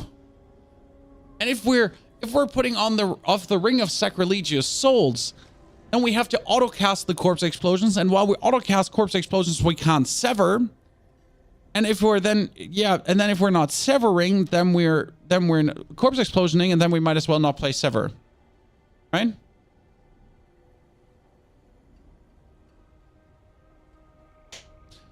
So for this build is really where I have to say Grandfather is a no-go. It just doesn't do anything to make this build better in any way. I need more time. It did work. Like, again, it did work, right? It wasn't now horrible. But the other builds are just so much better with it. One thing I wanted to see, guys, and now comes the very interesting part. Do you want to figure out how high we could Bloodlands hit? Because they're, like, we already did 10 million Bloodlands crits with a certain Bloodlands build. And that was only meant to high crits. So this is a special I'm willing to do for you, chat, if you're interested. We are choosing the Blood Moon breaches that we don't play. Where's Blood Moon? Shit, where's my Blood Moon? I should have one left. Yeah, that's my Blood Moon breaches, which just 70% multiplicative overpower damage. Then we're taking Grandpuppy. We need the Bloodlands gloves.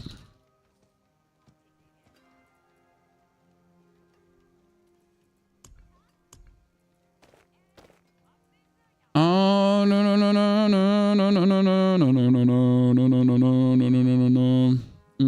We have to have this here, and we have to replace the Ring of Exposed Flesh through.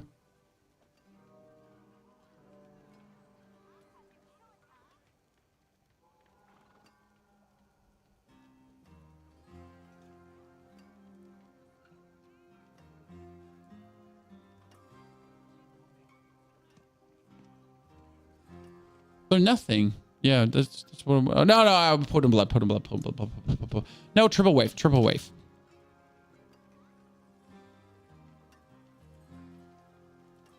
Triple wave, triple wave. Yeah, triple wave. There you have it.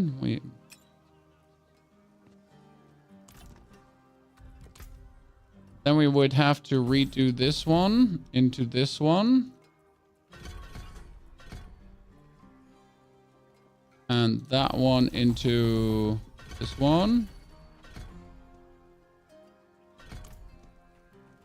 And I'm really intrigued to see how much damage that would deal. How much crit do we have at this point? Which is the one weak point of this build. FY. Here, bonus crit chance, overpower. Okay, Uber Lilith, come here. So this is literally just meant to wait. No, Kivachan. Let's see how high we can go. You need a curse in this build to use Blood Moon. Don't you worry. Don't you worry. We're putting a curse in because in this build you're not playing Corpse Explosion. So you see Corpse Explosion right now, correct? But we're actually not playing Corpse Explosion in this build and not playing Fueled by Death.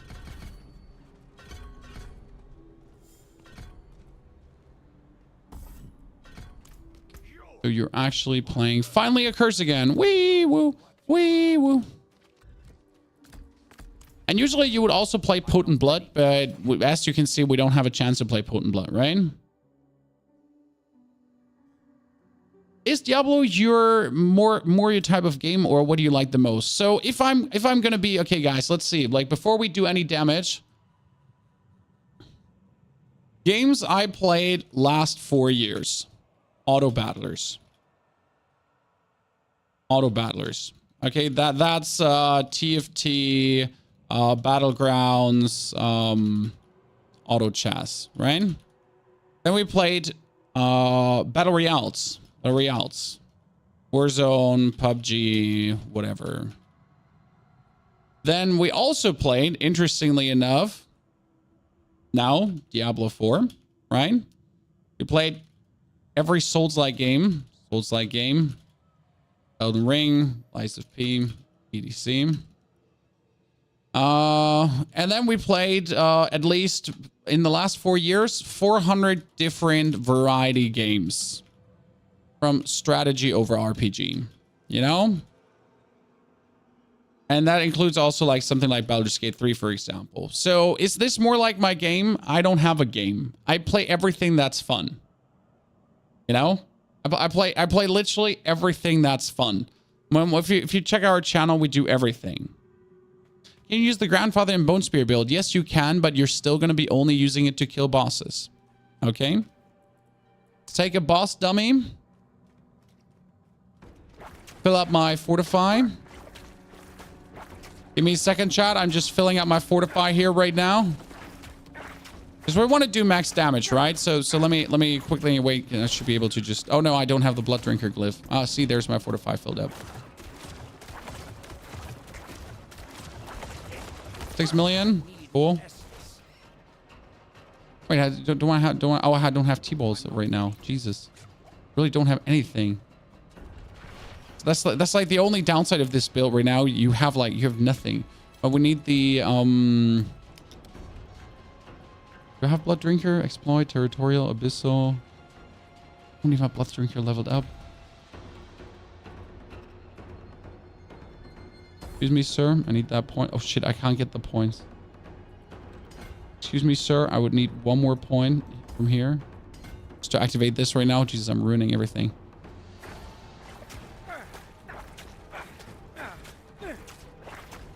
Give me 4 Fortify. Wait.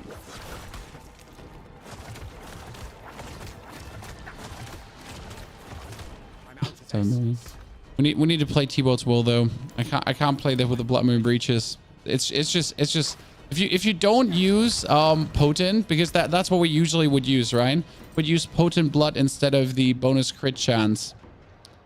That would lower our damage ceiling. So you'd use potent blood for 18 essence, right? And then you blood wave.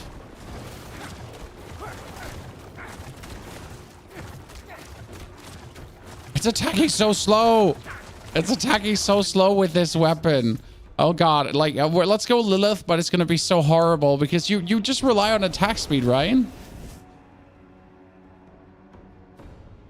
Right now, I can only say Blood Surge in Necro profits the most from Grandfather. Sorry. That it just works realistically the best. I mean, like the thing is, Bone Spear works absolutely fire without. Bone Spear is already good at killing bosses without. Bone Spear gets a little bit faster killing bosses, right? But that's it. It just gets a little bit faster killing bosses. Whereas if you're using it in Blood Surge gets vastly faster killing bosses. So it just profits so much from it. By the way, chat, I don't want to freak you out, but we almost have 200 viewers again in the YouTube live stream. Also, Twitch, thank you still for being here. On top of that, and not forgetting to subscribe.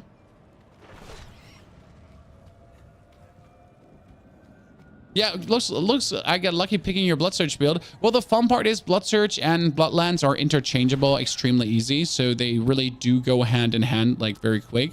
But I think right now I'm settling for Blood Surge as my build that is going to be played, like Blood Surge and the Shadow build. I think these are the two ones I truly want to play right now.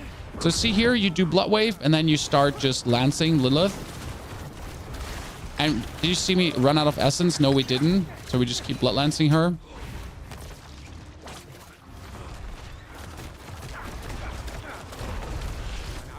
And we're right out of essence right now because what happened is that we accidentally don't have our vampiric powers running. Jan, we don't have our vampiric powers running. But yeah, this is how that works. No, actually, we had our vampiric powers running, but we have the Blood Moon breaches still. Did I not swap over to T-Bolt's will? Well, what? Well, I thought I swapped over to T-Bolt's will. I said like we can't do it with this one. What? Oh no, I said we're doing Lilith regardless, right? Because we have potent blood. I remember I said because we have potent blood, we'll do it like this. Which makes me wonder why we're... Is it really down to the simple act of having not the attack speed? Because the attack speed is just horrible. Like you saw that 6 million? That's nice, right? Oh, I forget to curse her. Well, that's a huge chunk of damage missing, that's for sure. That was 15. 15, Chad. That was 15.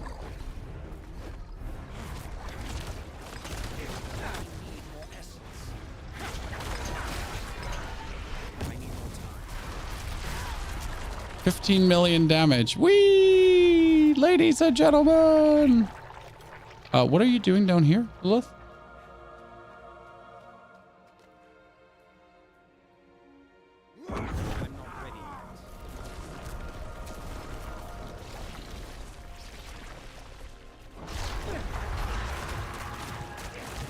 Come on! Not a single crit? Not a single crit? Not a single crit? Horrible! Horrible! So many Bloodlands, not a single crit. Forcing me to actually play Uber Lilith. Unacceptable, Chan. Wow. See, this is where Bloodlands is struggling, correct? Sadness, to be honest. I would have to drink like a critical strike chance potion because our critical strike chance, and here comes the grandfather problem, right? Our critical strike chance is only at 40%. That's not a lot. And what we're missing is we're missing 20% bonus critical strike chance that our one-handed weapon would provide. Right? That we will continuously have. Curse. So now with a 40% critical strike chance and then maybe a chance to critical strike as we're, you know, overpowering. Like you notice how we can do 15 million damage with one shot, but in reality, you kind of end up at the point where we don't really get that done most of the time. That's intriguing. Again, Grandfather putting us in a situation where Grandfather ain't good. That's so interesting. Okay, so now we need to swap everything back we just changed, and I need to remember what I did. That's my problem.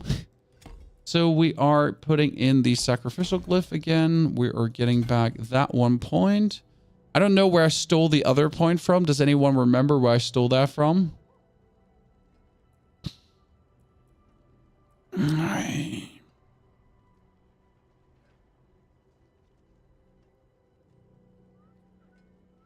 I have no clue.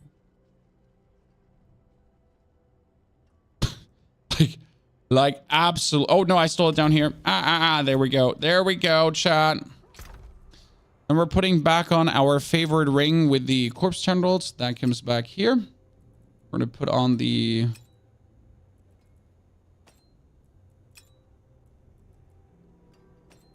idle ring. Comes back here. There is our overpower critical strike corpse tendrils shebang. That is healthy with blood orbs. Where's my exposed flash? I need the one that does critical strike chance. No, I need that one. Thank you very much. Grandpuppy exposed by blood surge.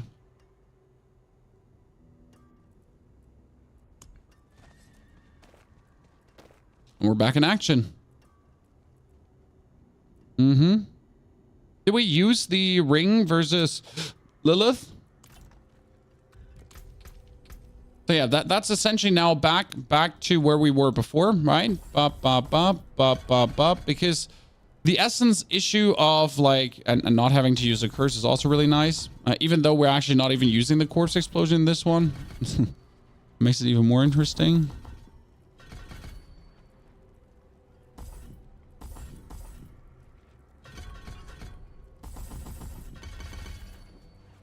Blood surge. Oh, and T-Bolt's will's missing.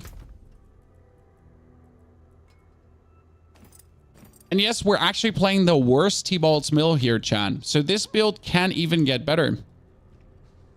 Just as a comparison now, right?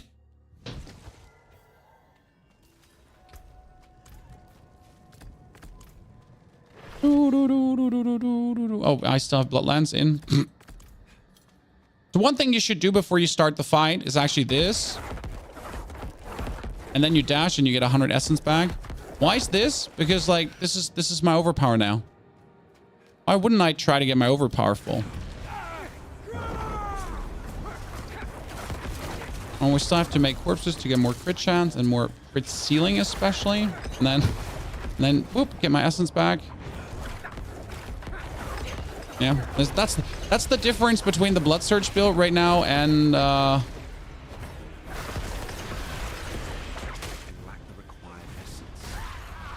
right?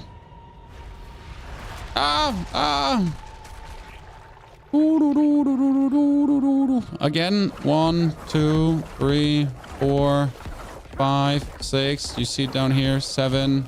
Dash, get 100 essence back.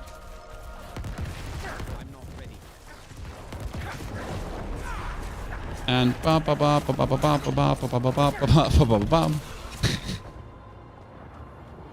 yeah, you notice like where Blood Surge used to be famously bad for single target damage, right? Where Blood Surge wasn't able to single target do much, and you wouldn't ever think that Blood Surge is like very good at single targeting. But yeah.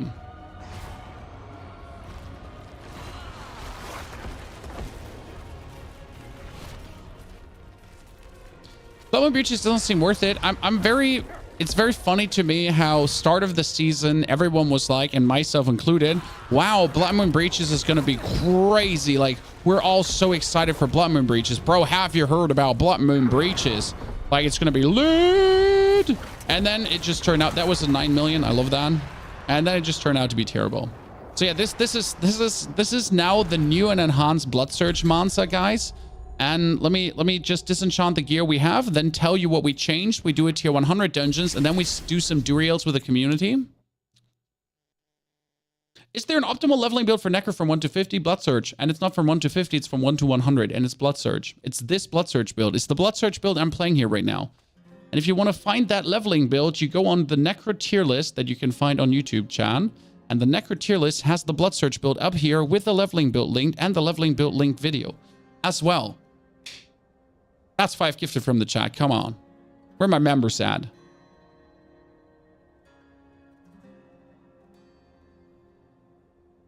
Would it be okay to not use curse on the Giga.necro and something else? What else?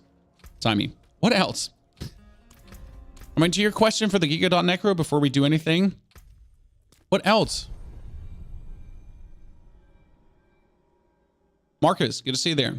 Oh, we're first time this month over 200 viewers with YouTube chat.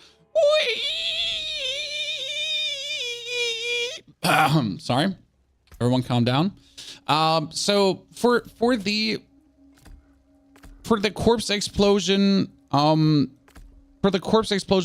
build, you're using Decrepify, Corpse Tendrils, Corpse Explosion, Bone Storm, Blood Mist, and Blight. What else would you like to use? Because otherwise, I mean, you could use a basic skill. Congratulations. Yeah, I mean, yeah, sure. If you want to, you could use a basic skill, but what for? I mean, Bone Prison's not an option. Bone Prison sucks. Iron Maiden sucks also. I mean, yeah. I mean, but Bone Spirit, no. Yeah, and that's it. I mean, Necro has so few skills. But like, right? I mean, we have here 1, 2, 3 skills, and from these 3 skills, you use 2 because the rest is trash. And then here, you have 2 skills. You have 2 skills. Like, let me go on my Druid for a second. Let me just for a single second go on my Druid to show you something that makes me always question who designed Necro. Who did design Necro, chat? Who had the idea? Because now let's go on Druid. Okay, cool. So I have 5 skills to choose from. Then I have another 5 to choose from. Then I have 4 skills to choose from, which are all kind of good. Guess what? There's another 3 to choose from that work. Plus another 1, 2, 3, 4 to choose from. Into another 4 I can choose from where none actually is trash.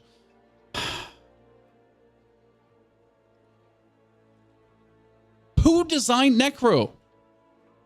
I mean, Druid has Earthen Bulwark. Where's my bone armor? Where's my poison armor? I don't know what. Where's my poison nova? Like, this is the biggest scam here. This one is the biggest scam.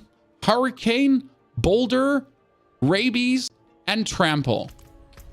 4 skills. And Necro has Bone Spirit and Corpse Tendrils.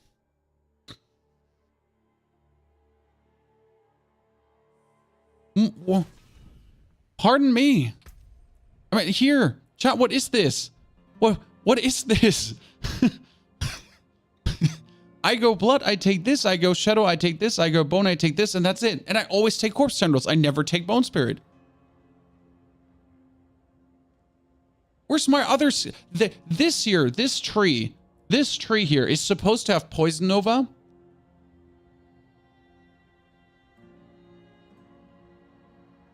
And it should have a summon golem.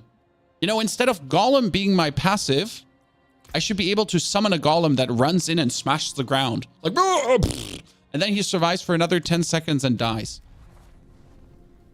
Imagine summon golem was actually an ability and not what it is right now.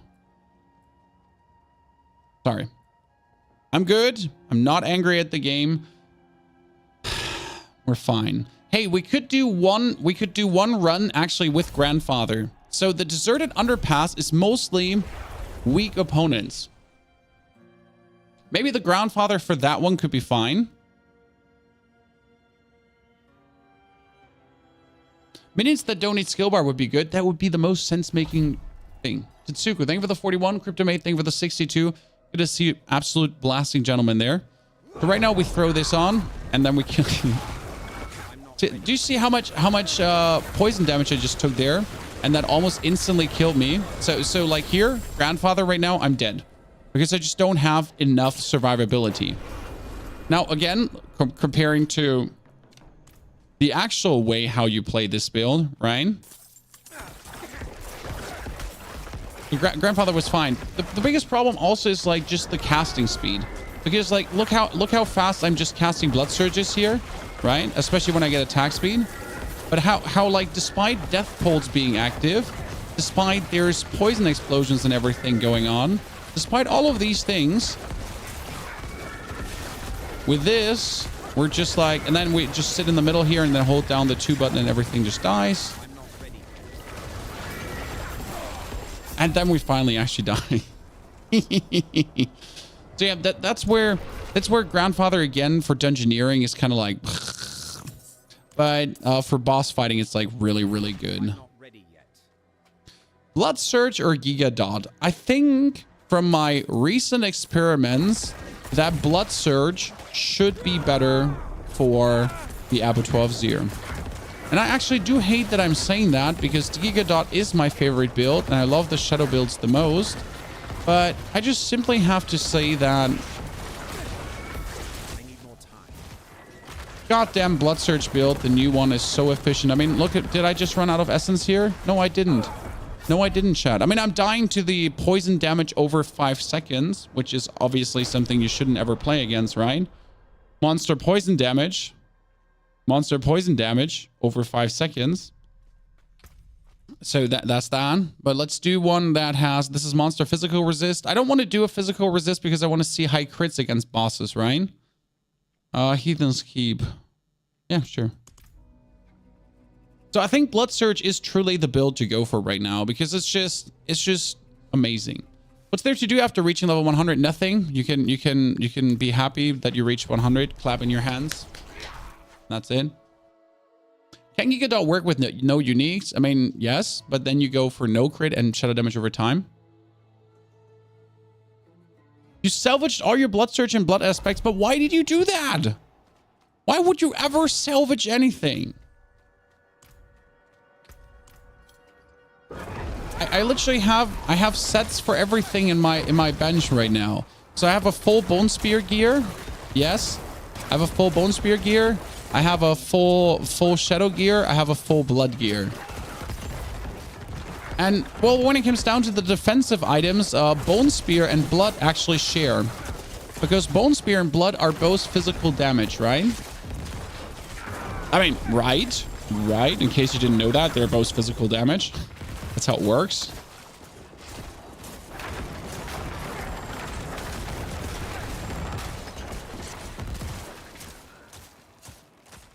Imagine if we had like 3 builds per 3 loadouts per character. So they are working on that. Chat, they said they're working on it. I swear to God, they said they're working on it. That we're getting a loadout planner, something. But they also said it's really, really, really, really hard. So, yeah. We'll get one in a gazillion years. When every blue moon, when hell freezes, then we'll finally get one. Before, I wouldn't count on it, simply.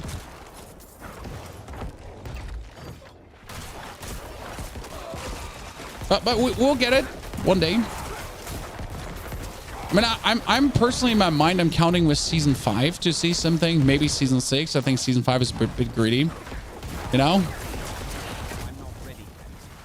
Saying that after D3, like, so the thing is, obviously I don't understand how D3 could have these feature and D4 is lacking them. So again, chat, now we're swapping over to Grandpa P and that one.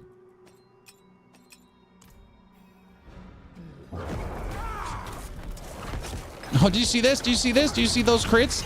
I'm not ready yet. Ah, ha, ha, ha. Ah, ha, ha, ha.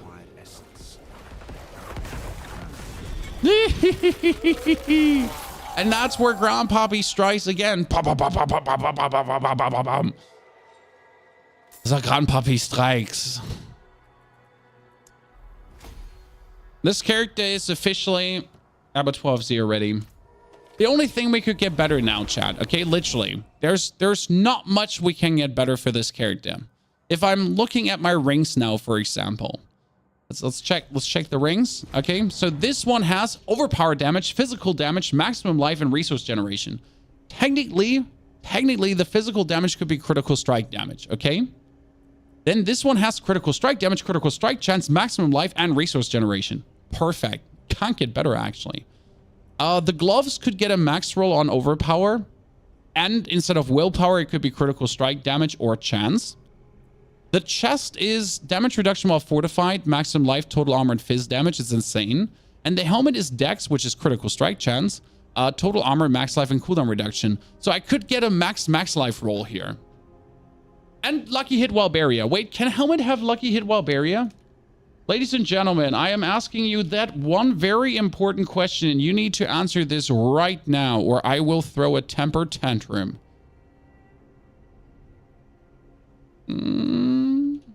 Oh, it can. Ladies and gentlemen, it seems like we are looking for a new statistic on our equipment as of now.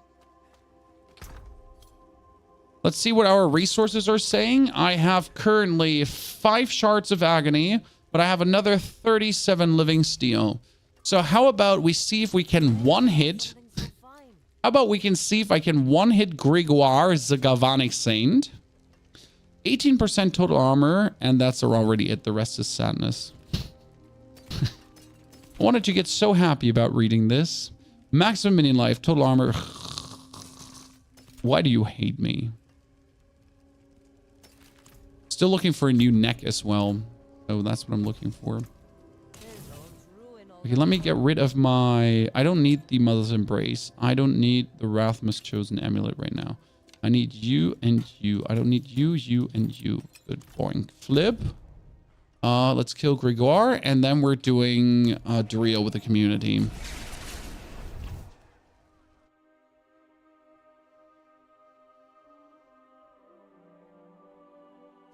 If you're going to farm equip on Duriel, I have the mutts, but I don't have the damage. Maybe we can try together. I mean, Weldy, we will invite the community.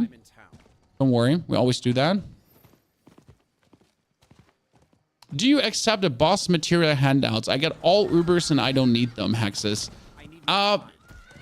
No. I do very bad with accepting handouts in that regard. I mean, I appreciate it. Thank you very much. I usually do these tries together with the community, and if the community, while we're trying, wants to summon them themselves, that's fine. But I do very bad with just taking handouts, you know? That's just I just do bad with it. Simple. Should I be using some other shield or rather a focus? No, Littlest Wall is the best item in the game. I mean, Littlest Wall is perfect. I cannot say anything else but Littlest Wall is perfect. It's the perfect item. There's nothing more perfect than Littlest Wall. Literally, whoever designed Littlest Wall could not have anticipated the impact it would have. Because it's so good. You don't have it. I mean, if you don't have it, you can play a focus or any shield with disobedience on, for example. Okay, let me summon corpses.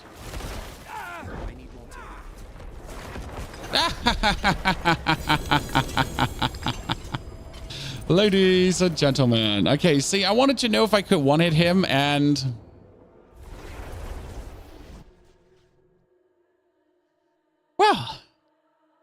Well, we can. Chat, we can. I mean, unnecessary, but fun, regardless. I do believe this build is now truly Abattoir Zero ready. It was before ready, so again, even without this, Chad, due to the new essence generation trick. So again, I want to mention this. What did we change? We put resource regeneration on our rings. Both rings have at least 15% resource regeneration. Why is this so important? T-Bolt's Will gives you 50 resource. 50 resource times 30% is how much? How much, chat, is 50 times 30%? Let's say 15, okay? Let's make it simple. So I get, due to these two, a bonus 15%. But that's not all of it. We actually have 40% resource regeneration, and we can get 50%. So every T-Bolt's Will dash could give us a bonus of 75 essence instead of 50 only.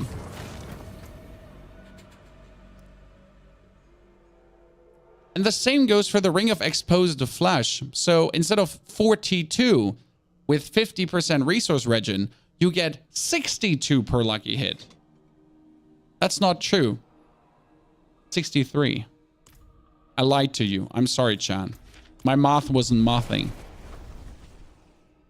Why not run Starless instead of Exposed? I mean, first, Starless is an uber unique, and you don't have Starless.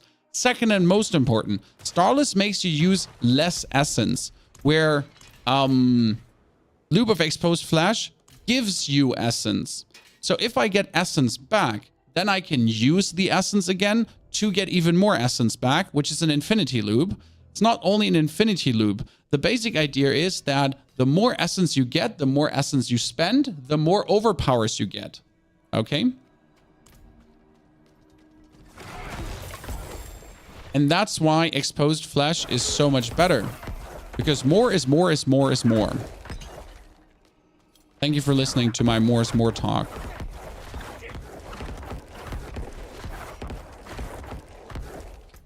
More is more is more is more. Oh, that's what I like to hear, Equine. Congratulations, my friend. I'm happy it arrived.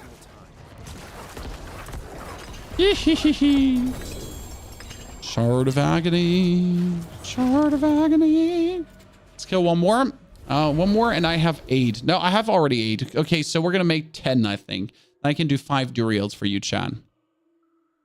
5 Duriels, and maybe, if I am lucky, we will get a new Banished Lord's Talisman. Because that's what I need right now.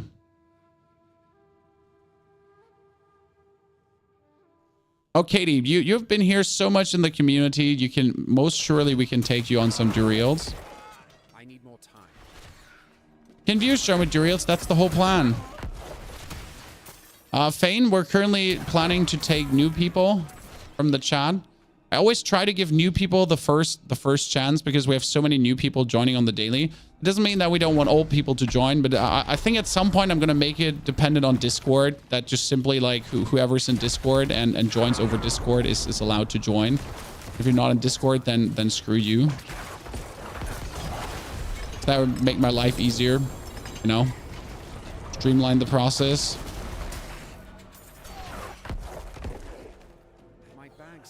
I don't need boots, but I need helm. Okay, let me clear my backs, and then I need to kill one more. So BattleNet, I need your BattleNet. You don't get my BattleNet. Come on now, brother. Come on now, brother. Brother. You get 50 Duriels. You're crazy, Hunf. And how much money did you spend on that? I mean, not real money, like obviously internet millions. Terrible. Damage red. I cannot do that. I need damage reds right now. Chests that have damage red. If you don't have damage red, you're dead to me. See, this has damage red from distance, which is good. But then it's, wow, this is an interesting chest. It has damage, physical damage, and darkness skill damage. It's actually intriguing. You could go for the maximum damage plus fizz damage roll, but we don't need more damage because we have all the damage in the world already.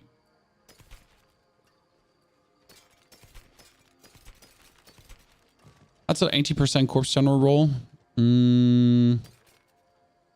Cannot say no to that. Okay, what do you have? Damage red while fort, but that's bad. Damage red while injured. That's terrible. That's a 4% roll on Shebang. Overpower damage, low roll. Yikes. Crowd. No. I mean, those corpse tendril rolls, right? I can't say no to. Always need them. Imagine going into 50 Duriel rotations equals to 200 runs. I mean, 50 Duriel rotations with all the loot is going to be like annoying. I mean, I'm already annoyed after 5 Duriels, right? Like, I don't know. Like, I don't know how you do it, chat. My respect. If you do like 20 Duriels in a row, I'm already fucking annoyed after 5. After 5, like sorting out my equipment and picking out everything, and then I had it. I'm done.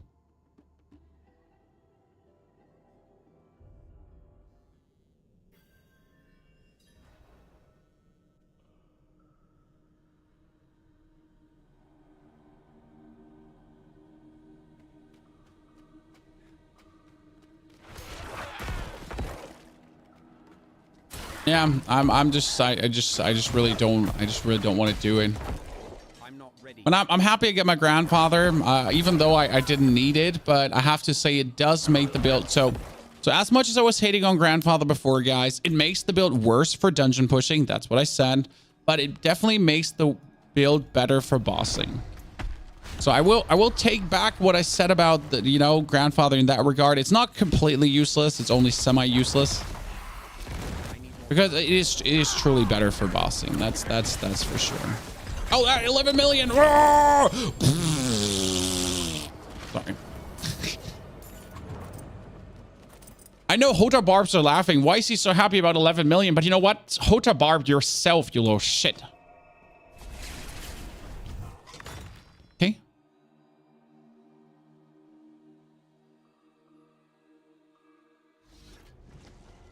Your Discord link in the description won't work for me. Well, so the problem with the Discord link is, and this is very weird, I keep making a new one. I keep telling the thing that the invite link is supposed to be the invite link. So wait a second, edit invite link, make it permanent, and don't expire after 7 days, create new, and now it should work for you.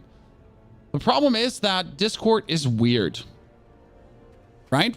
So despite me creating a permanent invite link, Discord, after a few days, always just destroys the permanent invite link and just makes a non-permanent invite link.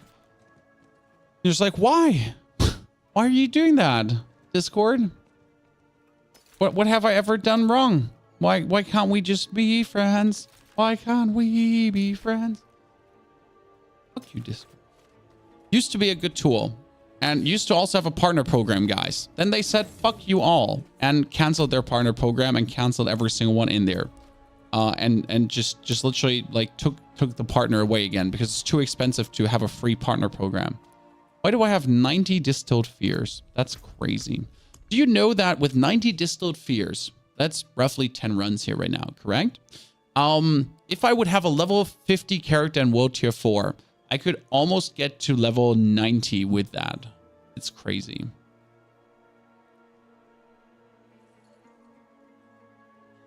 Play with the server build in season 1. Sadly, it's not working.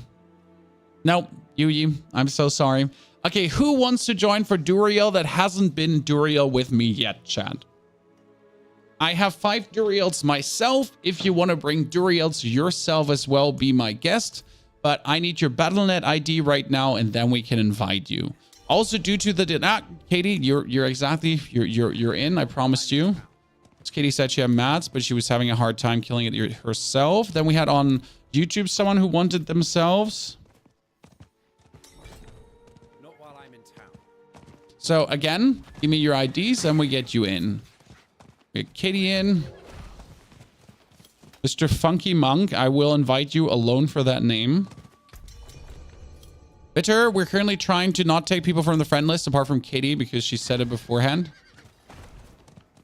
I need more time. Permanent viewer bonus that talks a lot in chat. You know? Sometimes you're biased, I'm sorry. There's permanent viewer bonus for people that talk a lot in chat. Arculix, I'm gonna get you in. I mean, now it's whoever's fastest, so... Whoever's fastest gets in. I'm getting Acu and I'm getting To Promise. So that was Acu again. So Acu twice and To Promise. Let's see who's faster of the two. And let them have a little race. Look at us, chat. We are a half-naked necro. We are a hefty lady. And we got To Promise. Oh, To Promise was faster. I'm sorry. I'm sorry, sir. Kimas, thank you for the 78 centuries of support. Appreciation. Good to see you there. Do I now do it with grandfather, chat, or do I do it without grandfather? That sounds very wrong in every single way, and I'll ask again. Do I do it now with grandfather? Do I do it, chat? Do I do it with grandfather? No? Do it. Why does it sound so wrong? They shall soon serve me.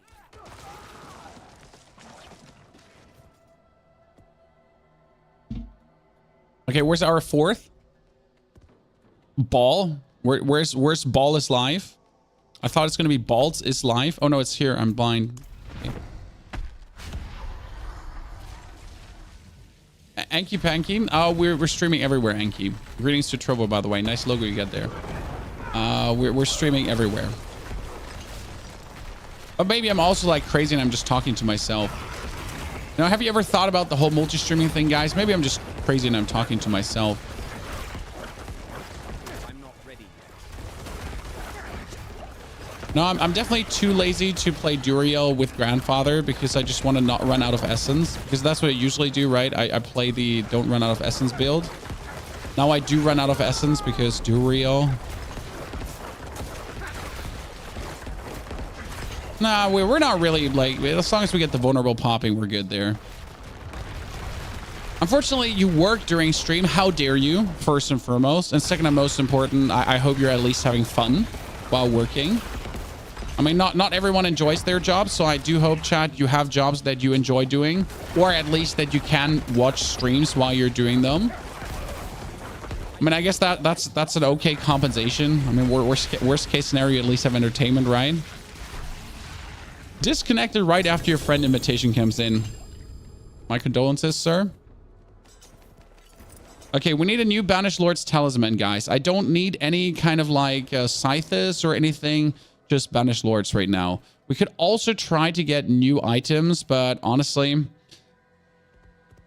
I want you to confirm this or unconfirm this, but I have a dire feeling that the general loot pool of Duriel just feels so limited because it seems highly like that you always get the same items.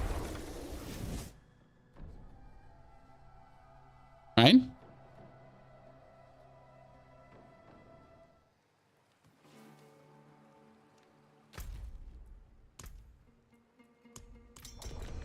Started G4 10 years, 10 days ago, feel like a total noob. Well, that's beautiful.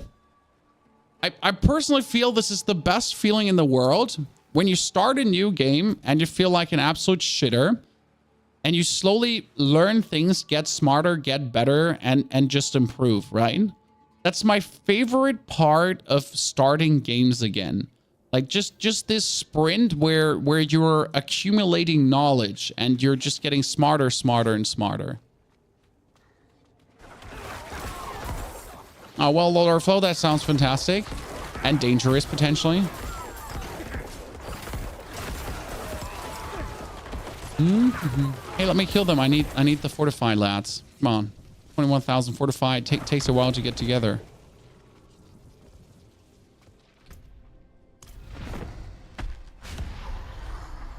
Oh, 40% bonus damage. I'm not ready yet. 40% bonus damage. 40% bonus damage. Let's go.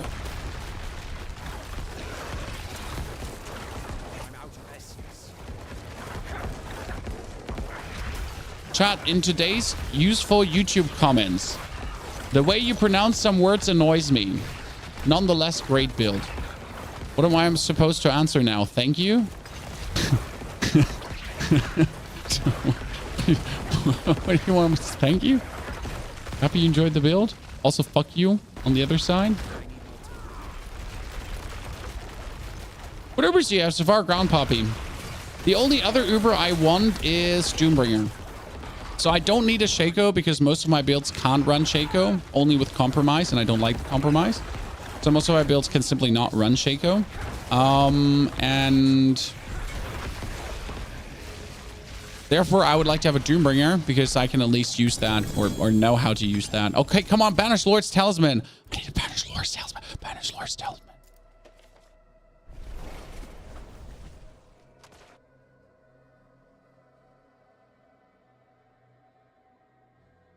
What build would you recommend using to gear Blood Surge? Actually, the build I'm playing here right now, that's the build I leveled with. And it was the fastest leveling I've ever had. Blood Surge is factually the fastest leveling. And that has a very simple reason. Because the Blood Surge damage can be scaled. There's like no hassle scaling Blood Surge damage. And your survivability at the same time. So you're always on top. You're never behind like you are with some of the other builds. You have the problem finding aspect of the exposed flesh. Obol gambling as much as you can. So the best advice I have to get an exposed flash is you do Hell Tides, you obel gamble everything away on rings, then you do Hell Tides, you obel gamble everything away on rings until you get Exposed Flash.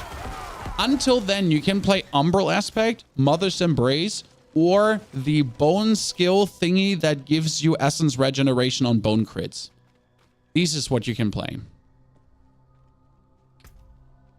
So yeah. Mr. Kickenwick, thank you very much for your brand new subscription. Welcome as a Squire of the Round Stable. Fantastic to have you there. Boop.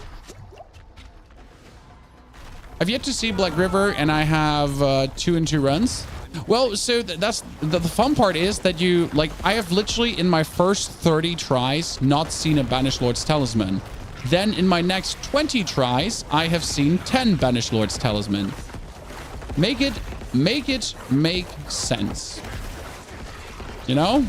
Because sometimes you literally do not feel that the respective items exist at all. And then suddenly this is the only thing you see and nothing else. Why am I tanking? I'm the Necro dude that's like running Grandfather right now. I don't want to tank. But yeah, and then you suddenly see that item like 400 billion times over. Oh, there was another 10 milli. I think 12 million is so... No, wait, we have seen a 14 million already, haven't we, Chad? I'm going to say 10 million is the highest we've seen, but I think that's wrong. I think we actually have seen a 14 million already. I've done 100 runs and had a Godslayer crown like 40 times. It took me so long to even get a good Godslayer crown. You get 32%, 32%, 32%. So I've gotten 20, 32% crowns. And then, oh, Shaco. Chad is Shaco. Chad is Shaco. Chad is Shaco. I swear to God. It's not. I swore to God and I lied. I'm sorry. Can I be excited? At least a little bit? Please? Please? Critical strike damage with bone skills. Why are all the 925 items so horrible? Explain. Wait, I teleport outside of the dungeon.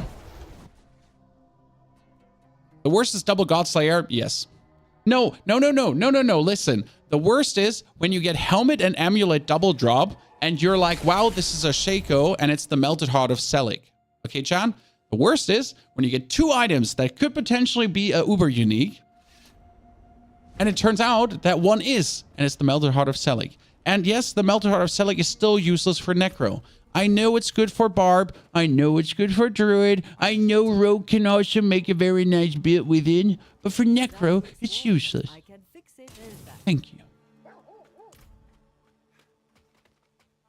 Is Endariel's good on any build on any class? Rogue. Because Rogue has poison damage scaling.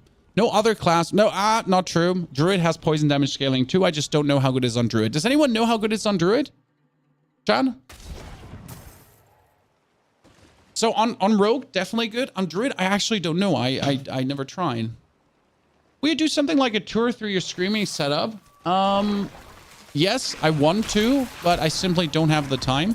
I recently got 2 new PCs, but we actually have to get the other new PC debuild again and put a new mainboard in because the current mainboard has a PCIe lane limitation.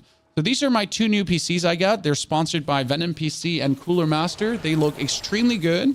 One is like my favorite one is the tiny one because that case is essentially like self-assembled. It's $100 case and you build it together with the PC. It's so cool. Yeah, these are like latest AMD generation DDR5 everything kind of shebangs, you know? And the arrows of Druid is crap. That's the thing, like a lot of uber uniques, they exist, but that's about it.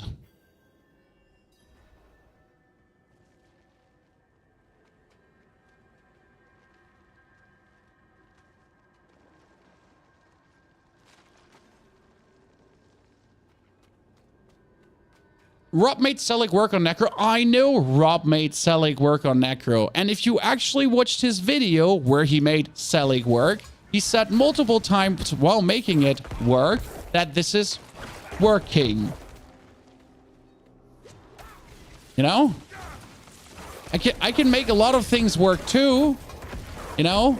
I can make an X-Files build work with Grandfather. And it's gonna be working. So yes, like he made a build, but the thing is that Necro is already undying with Bone Storm and Littlest Wall. So you're essentially going away. You know, you're making something work that doesn't need to. Like that doesn't do anything better. Right?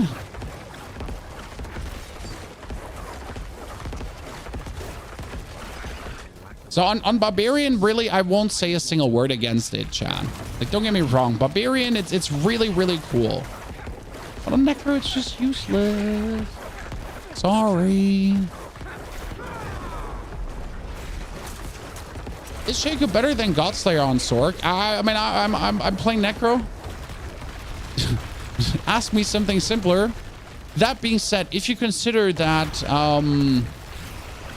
if Sork is using like 4 defensive skills that are all cooldown based, and it's also using like Shaco on Sork has so much value because of the plethora of cooldown based skills you're using. That's the simple thing you have to think about. Oh, Chad, listen. If this is not the Banished Lord's Talisman, I'm angry. If this is another Melted Heart of Selig, I'm angry. I don't want it. Get it away from me. Satan, no. This is, please be a Banished Lord's Talisman. I don't want another Selig. Get off my... Woo. Shh. Saved. Good job. Chat, come on. Breathe. Deep breathe. Clutch. There's clutch.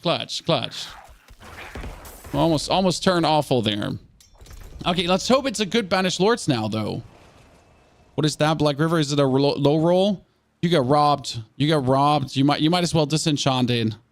Terrible Black River. Holy Christ. Okay, we need a... That's a Soul Bronze, but we have enough Soul Bronze, so they don't matter actually to us. That is a... Oh, an 80%. An 80%. An 80... Yeah, fuck you.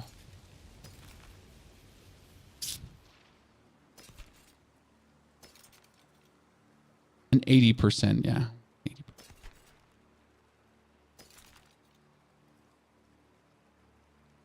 I want a feature... Chat, listen. I want a feature where I can take 10 of the same uniques. 5 to 10 of the same uniques to combine it into a better version. Okay. That's what I want. Why is that not a thing? I mean, I have disenchant. I have had in the course of my... Like, I've had 20 of these talismans. But why can I not take 2 of them or 10 of them to make a max roll version? I mean, make it 20 for all I care, right? I mean, I've disenchanted like how many T-Bolts will have you gotten, Chan? How many T-Bolts wills that are 32, 36? I mean, like, make it 2% better for every T-Bolts will I sacrifice into this or something like that. I don't care, but something so I could at least upgrade a unique. I mean, I could do another 100 Duriels and never find a 40 T-Bolts again, right? That's the philosophy of ARPG games. Farm more. Yeah, but farming more with the chance of never getting what you're looking for just makes a bad game and not like this is an ARPG. Giving ARPGs features that to make your farm meaningful. Because this is the problem. Like right now, my farm has 0 meaning. There's nothing meaningful about it because mostly 90% of the stuff, no, wait, 95% of the stuff lands in the trash. But if you find mechanics to make farm feel meaningful, you enhance player satisfaction by 1,000,000,000%. I can't be the only one that sees that. I'm not even smart, Chan. I'm just a content creator. You know, I'm just talking out of my ass. Like, I'm literally the biggest average Andy in existence. But even I can see that. Right? Well, how can Blizzard? Blizzard has a bunch of smart people.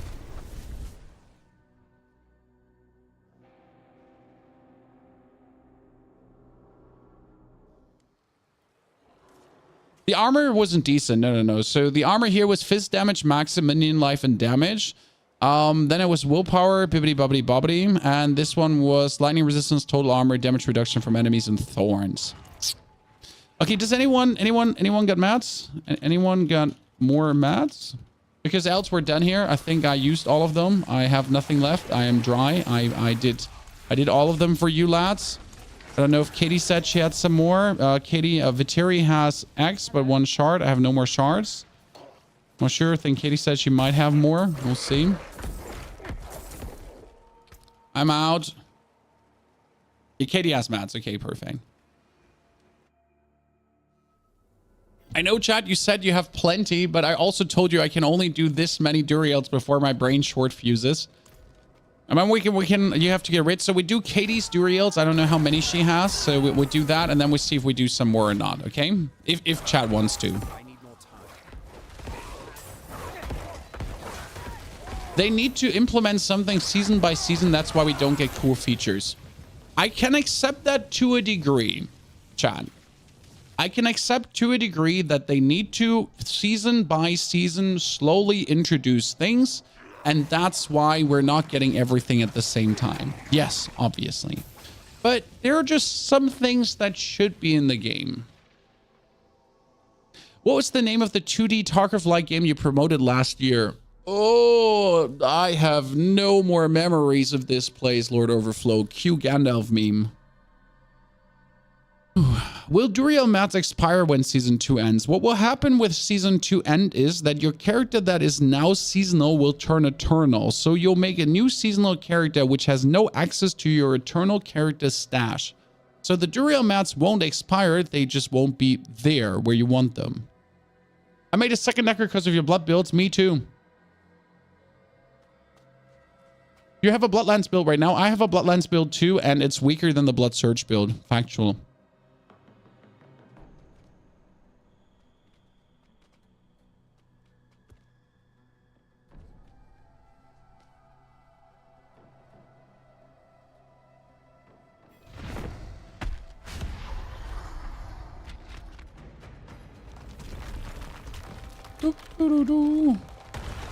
I'm not sure why my fortify is stuck in place, but I won't complain. I'll take it.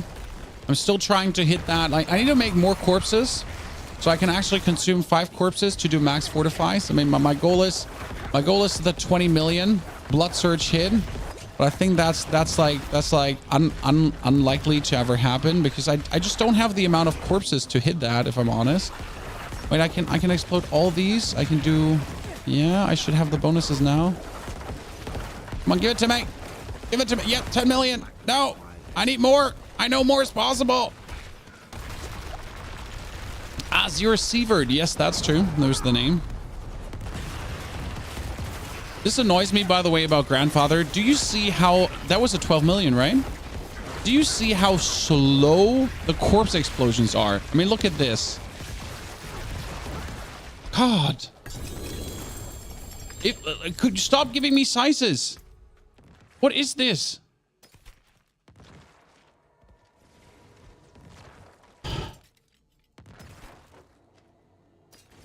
How many more? How many more?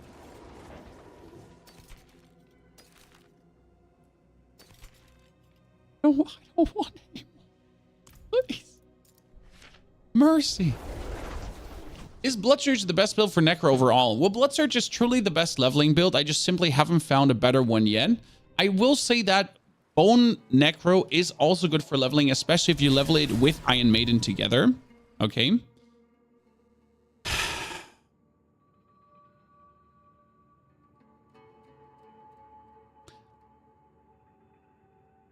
I think Blood Surge is overall the most efficient one. It's just so easy to scale and so easy to find equipment for. Because end of the day, you just find max life equipment with a little bit of overpower, and that's all you're actually looking at, right?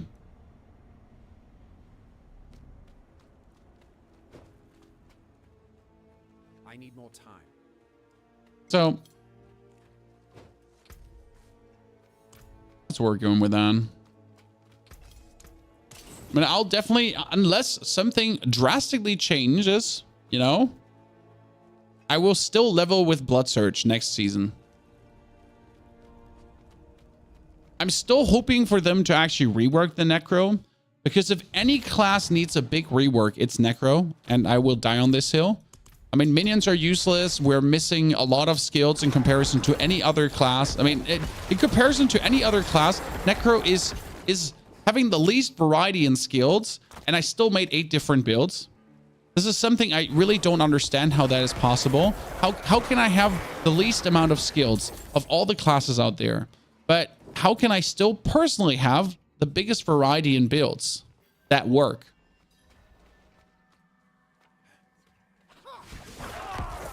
I was doing 5 Duriel runs at the end of the night before bed. I got grandfather job. I've done a total of 9 Duriel runs overall. That's fantastic, sir.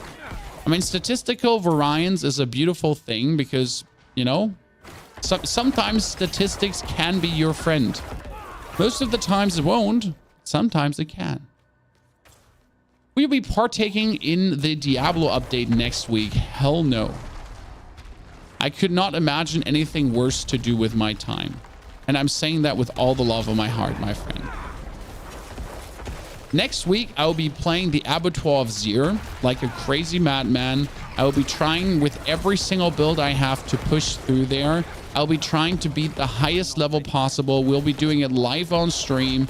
I will be not playing a single second off stream. I will sleep because I have a family. I will not no-live it like Voody and Rob and Rax and all the other creators will do it, because I damn well have children and a wife that like to see me every now and then. So, yeah, but we'll get it done. I'm not ready. So only map progress gets carried over with the seasons. Yes, only map progress will gets carried over with the season, which is already amazing because we didn't have that in the first season. Chat, I mean, season 2 players have it so good because if you're a season 1 player, you did actually have to, you know, like if you're a season 0 player, you did have to farm like the freaking renown again, Chad. We had to do it 2 times. 2 times. 2 times.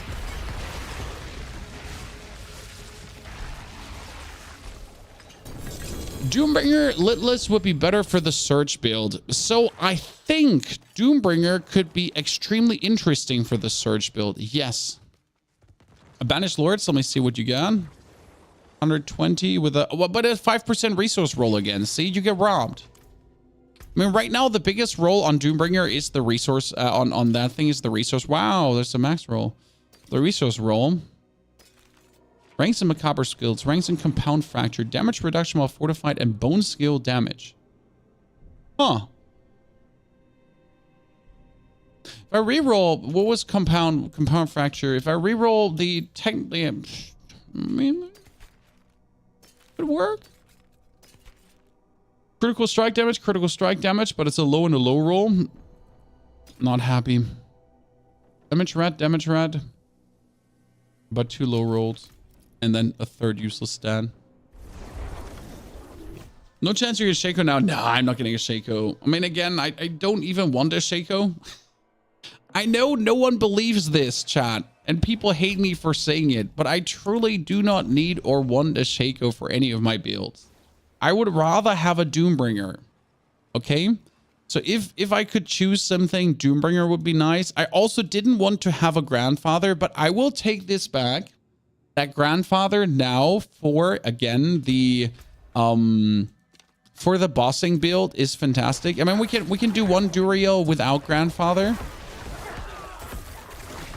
Because I want to see how good the essence regeneration now is with my essence regen shebangs I have. You know?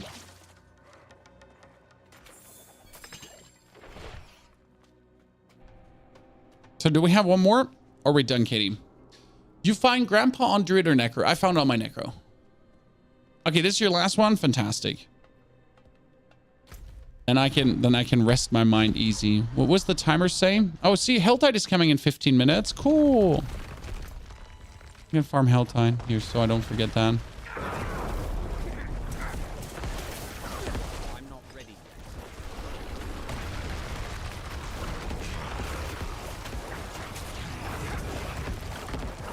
See, I'm out and I'm full.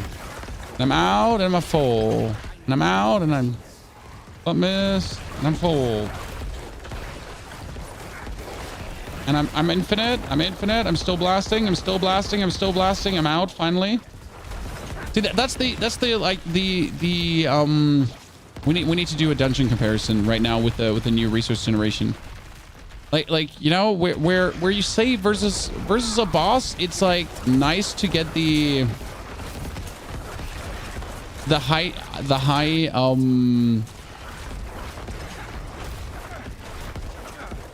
overpowers, but I just do a net total of way more attacks with the one-handed weapon, right? Net total. Nope. Nibbity nope. Nip nope nope nope. Thank you very much for everyone that joined for this and helped. And I did not get a single better item. I don't know. It's so sad. I don't even want to try anymore. No, it's not Zest, but I should put it there.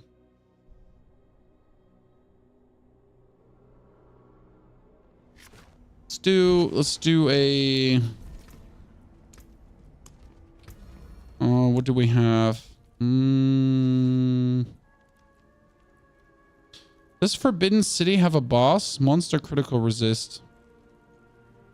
Doesn't matter. Does Forbidden City have a... No, Does Forbidden City? Scorch of the Land. Scorch of the Land? Scorch of the Land? Where's Forbidden City? Where's Forbidden City? Scorch of the Land? Blood Baron.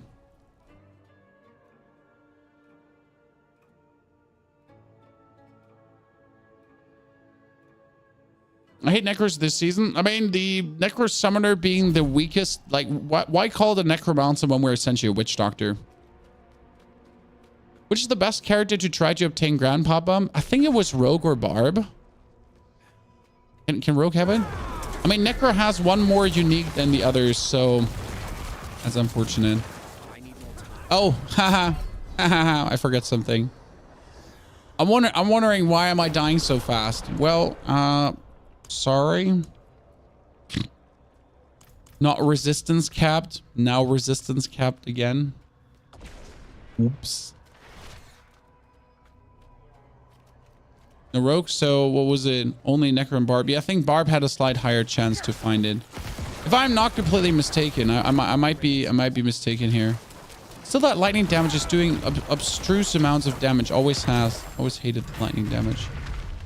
But I think there's a Blood Baron in here, right? So what we're trying today, what we're trying quickly right now is we're just trying to blast our way through this dungeon here. Oh, Death Pulse. I forget about Death Pulse. Yeah, I need to pay attention so I don't accidentally jump into a Death Pulse. Oh, wait, no, I need to go left here. I'm not ready yet. Yeah, that's already the... Oh, no!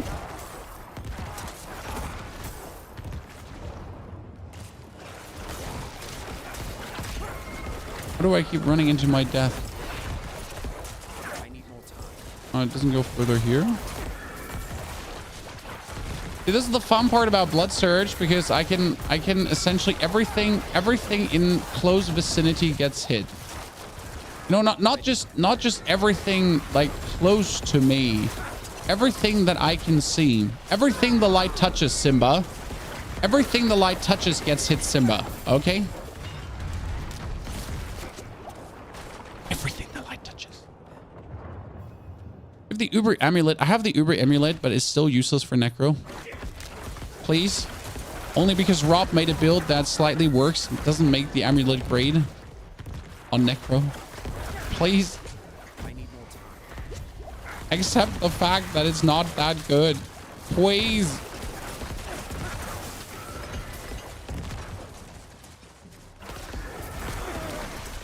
Don't make me fight these demons again. I need more time. In this dungeon, I would simply not survive with Grandfather. The damage from Grandfather could not outstrip the survivability that I get granted here because I'm using Litless Wall. I need more time.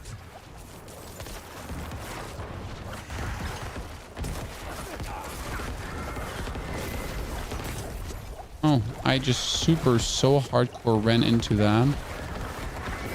Absolutely deserve to die.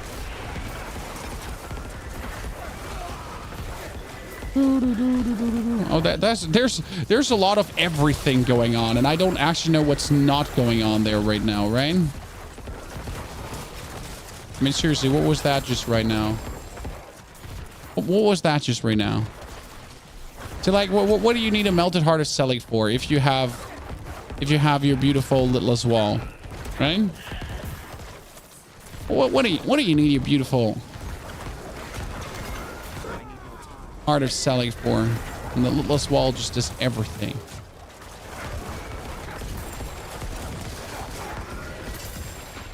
And one more. Okay, now we wanted to go for the boss fight without Grandpappy, okay? So we all know how fast Grandpappy makes this, chat. We all know how good Grandpappy is. And now we wanted to do one try without Grandpappy. Okay, we need our Bone Storm back. Ah, it's a resurrected Melis, actually. I wasn't aware of that. I need more time. Make some corpses.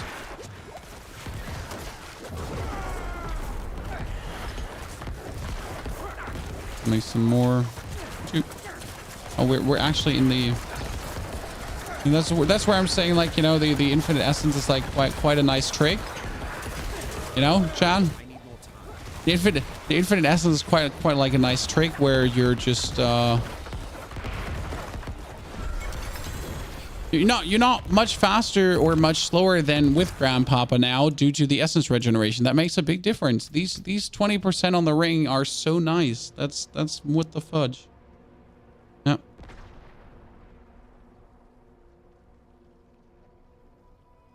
Crazy. Your red thing is not in the same place as yours in your Paragon board. That's because your glyphs are not leveled up. So this is a level 15 glyph. This is a level 15 glyph. This is a level 15 glyph. Actually, they're 21, but just... So when your glyphs get level 15, their radius increases, in case you didn't know this. So in case your glyphs don't have the radius, is because you have a life. You're not crazy. And not all your glyphs are level 21, at least not all the glyphs that you need. So yeah, you have a life, you know? You have friends, you have a family, you've loved ones that you like to spend time with. So yeah. Okay, now that you saw that boss fight, okay, Chad, let's do another run quickly against a different boss, and we'll do it with Grandfather again, just to have like the side-by-side comparison. I mean, you saw how fast this was. It was decent fast. We didn't do 10 million overpower crits, but we did all the tiny million overpower crits, right? Well, it was like continuously. Whereas now in this dungeon, there is actually not a boss. Well, then we'll just zoom through it quickly.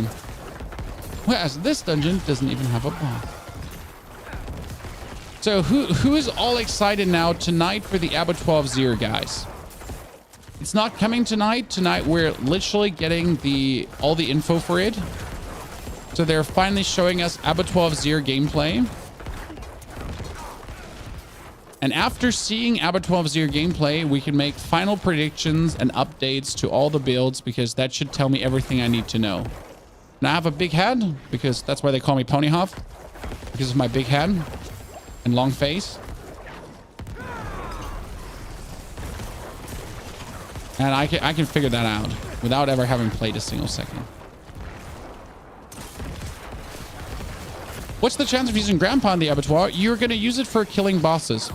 That's the only That's the only existence that it has. I mean, I would now scale back to bone just to show you how it's working for bone, but I already tested it.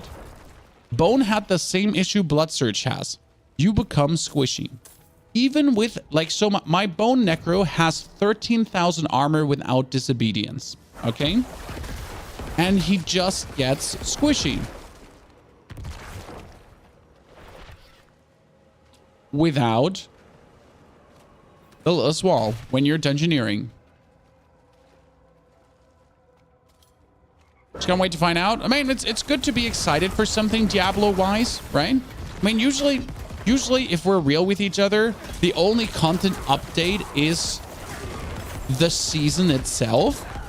And now we're getting season 2 plus another 6-week content update. I mean, if I'm honest with you, I didn't struggle. I had enough content as a creator, like as a creator that plays a lot of game. I had enough content to carry me since the release. I didn't have to make any clickbait videos. I didn't have to make any crazy builds. I didn't have to make any repeats. I just made good Diablo content, and I've played tons and I've had fun. I even made Druid builds, so I tried another class, and I even could make some videos on this.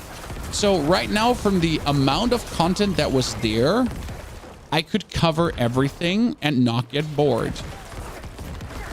That's good, because I play a lot, which means that the casual player technically has even more still to do. Technically. But now we are actually in 5 days getting the Diablo 12 Zir, which will give us even more content. And we'll definitely play Diablo 12 Zir straight on release. I'll actually stay up in the evening to play.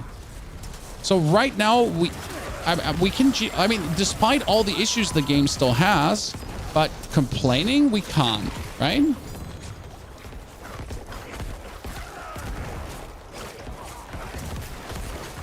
Maybe again, I'm just too easy to please, but I've been enjoying my season journey very much. Okay, now we wanted to use Grandpapa in the next dungeon, and the good thing is, chat, we got a Goa Ruins. That's Death Pulse, Monster Bleed Resist, Monster Burning Damage. Great, Monster Burning Damage. Ah!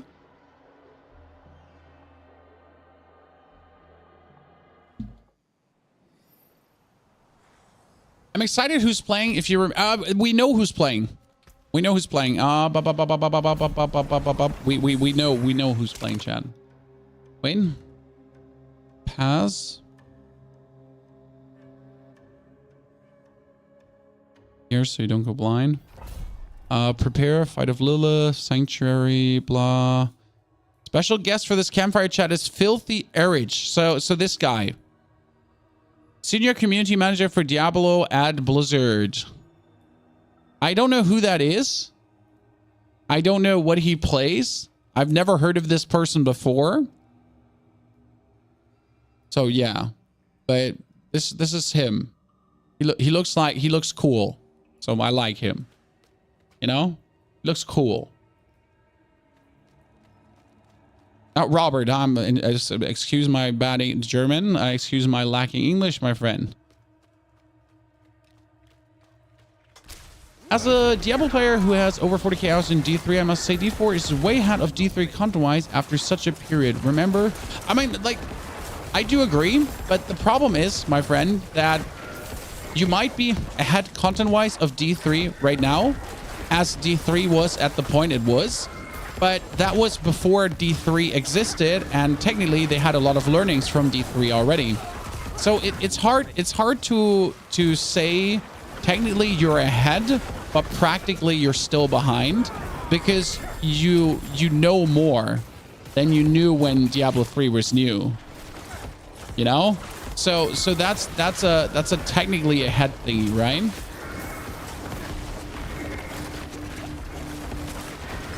I mean, the lacking armory and loadouts, for example, make just absolutely no sense to me. I just still don't understand this. How the game could have launched with a missing functionality like that. I mean, also how the game could launch with a missing functionality of a searchable stash, like that makes no sense as well. But yeah, loadouts. The one thing. I mean, we all know the reason why we don't have loadouts is God, monster poison is so annoying. So we know that the only reason we don't have loadouts is because they want us to make multiple characters. So we all know that.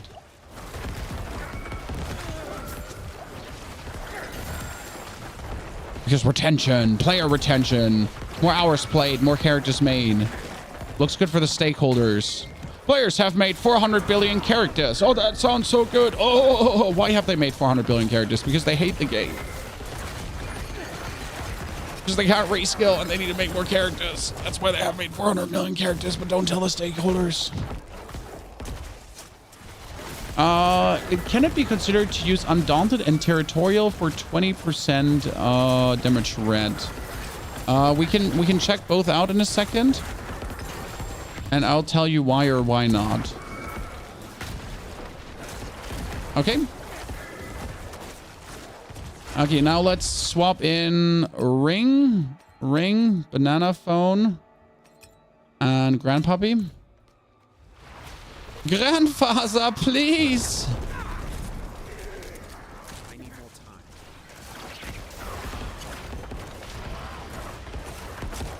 Oh, yes. Oh, yes, Grandpuppy. Grant me the damage. Waiting? Oh, yes.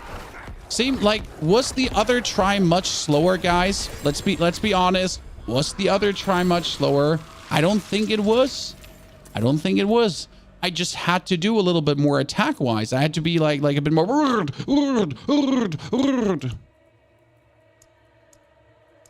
So you want to use Undaunted. For every 5 willpower purchase within range, you deal increased damage while fortified. Problem is that doesn't work against bosses. So Undaunted works while dungeoneering, yes, but it doesn't work against bosses. So technically you could use it, yes, but against bosses, I just can't be fortified all the time simply because they hit me one time and break my fortify. Territorial damage versus close for... Yeah, I mean, you can take Territorial right now in the Paragon board.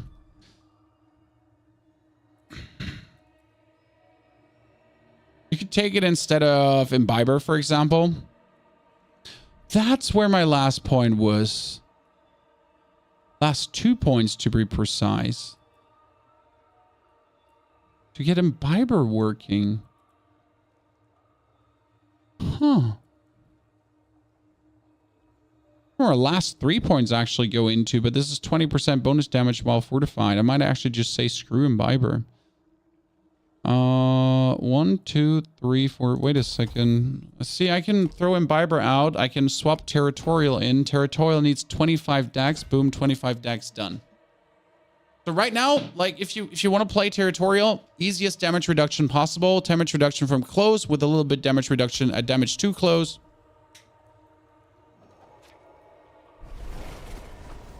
Done.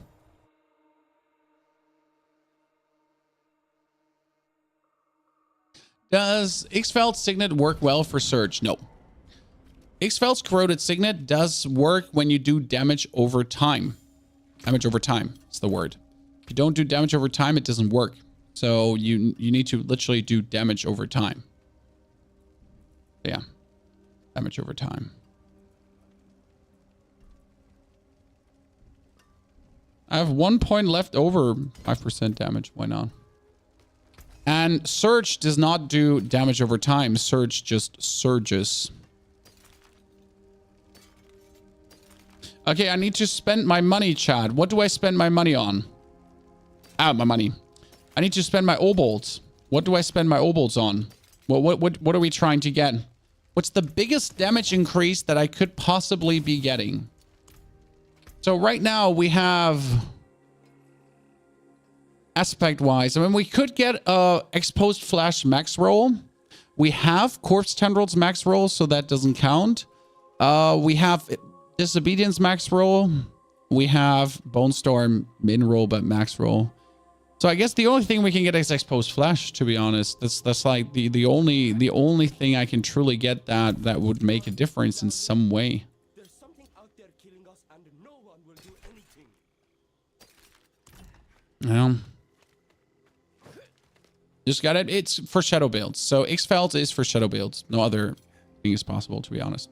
Because what other damage over time you have as a necro? You have shadow damage over time, and that's it. So, there's just simply no other damage. We could also roll gloves to finally get a new glove. For your necro build, where's the best spot to farm the gear for it? Helltides? You do Helltides, you get Living Steel, then you kill Gregoire, the Galvanic Saint, and he just poops out like legendaries like crazy. I think the best gear farm is legitimately Helltides, Gregoire, Varshan, and then with the things, and then from Gregoire, Varshan, and from Duriel, you get all the gear you ever wanted. And if you can't do it alone, there's plenty of people who will kiss your feet, who will slobber all over you when you ask them if they want to come with you to do something.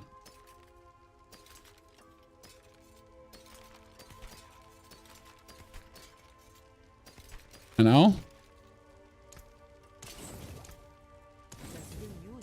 When you don't even have to look for someone, you just have to walk in front of the like thingy, and there's someone going to be standing and asking you if you would like to go Gregoire with them. You want to go Greg? You Greg? Yo Greg? Any Gregs here? Any Gregs in the chat? Greg? Bro, Greg? You're like, cool, yeah, why not? Okay, so now for overworlding, by the way, you can finally use your Grand Poppy without a doubt. Okay, so for overworlding, there's no reason to not use it, because yes, Litless Wall is cool for overworlding to make a bunch of cool bone storms that make your life easier. You could just go around and then just boom everything, right? Just found your page and builds in the last 2 weeks. Your builds are awesome. Thank you, lucky boy. I mean, I'm sorry for mostly focusing on Necro. We also did some Druid stuff, guys, so don't worry. We also did some Druid stuff, like Pulverize, because I don't enjoy any other Druid. But yeah, Necro is the main thing I have the main fun with. And that's why I made 8 different Necro builds. 8 different Necro builds, Chad, you can choose from. And there's a whole tier list that tells you if they're actually good or bad, or if we just made them for clickbait. But we made none for clickbait, FYI. They're all good.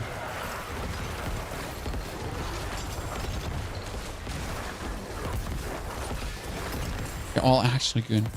So now you leave the Spiral of Death and Doom online, right? And you don't actually clear it. Who cleared this? I said what I said. That was me. It wasn't the barb. It was me, Chan. I am the one who knocks. See, now that we spend essentially all our obolds, like you're just gonna go from event to event in the Helltide. You're gonna be making sure to get your obolds back to 1,000, spend them again until you have the Ring of Exposed Flesh. Can Coldbringer's Aspect proc X-Felds? I tried. I think it was a no, but I genuinely just don't know anymore. Even if Coldbringer's Aspect could proc X-Felds, it would still not be worth it.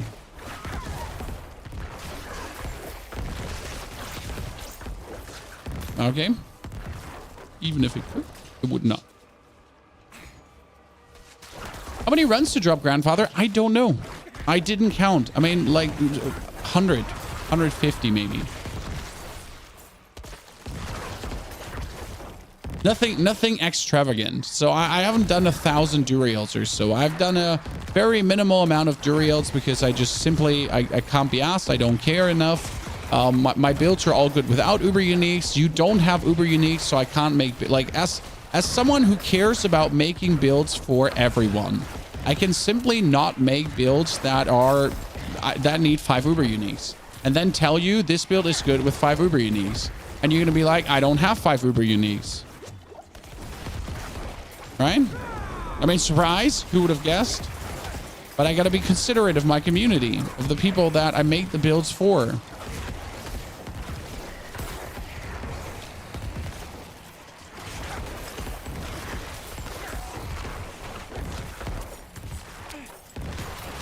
I've done like 1,053 rotas yesterday and can't find Grandpa.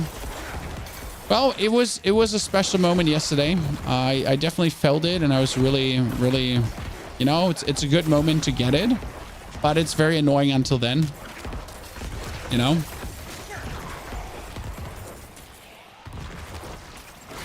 "100% with 3 uber uniques are a joke." Yeah, that's my problem as well. So many creators make builds and the builds are just bad. I mean, I don't want to call out any creator. Like the main creators where I check for builds myself are simply Rob. If I want to know something about Barb, if I want to know something about Rogue, I check Voody. If I want to know something about Necro and like double check my notes, I'll check out Macro Bio Boy. He's a great guy. Like he's my note comparing person, especially like if he says something, I'll double check his facts to see if everything is correct, and then I'll be working with new knowledge essentially. Yeah. And when it comes like I know there are other creators out there who also make good builds, but that's just literally like who I trust in making decent builds that are not just made for clickbait, you know? Because there's just a lot of people who make rather inefficient build, especially when it comes down to Paragon boards. Which is really funny because I found a very good druid build from a very good druid creator. And the fun part was though that I could improve a druid Paragon board with my necro knowledge. That made me smile. Because some point you just understood how to really make Paragon boards work, right? And how to find the most optimal pathings. Where can you find my builds? You can find them under !builds or !season 2. Also on YouTube, everything is nicely ordered. My last uploaded YouTube video is a tier list for all my builds, and in that tier list is a link to every single build as well with video and everything. And in the next 2 weeks or so, if everything works out, chat, I should have all my builds up on my p4wnyhof.eu website, where you can then just go and click on every single build and find all the resources regarding to it. Very simple. So then instead of going on the YouTube, I mean, it will still bring you to YouTube at the end, right? But at least when you're just straight up searching for the information, you can all find it there. That's the plan currently. Okay.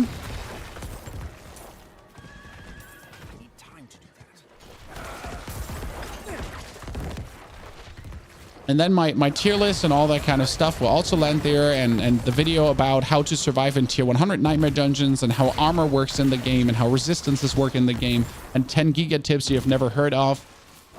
All these kind of videos will be perfectly linked for you. That's the current plan. I want to get this ready for season 3, because then with season 3 with the gauntlet coming, we'll obviously be having to get everything out for you as well properly.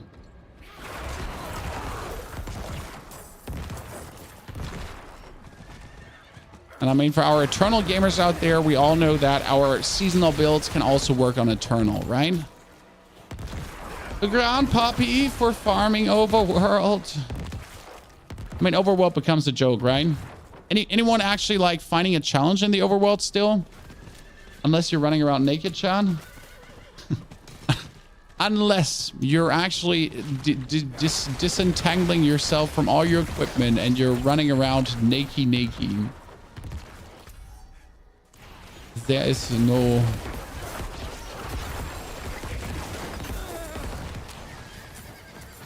challenge anymore.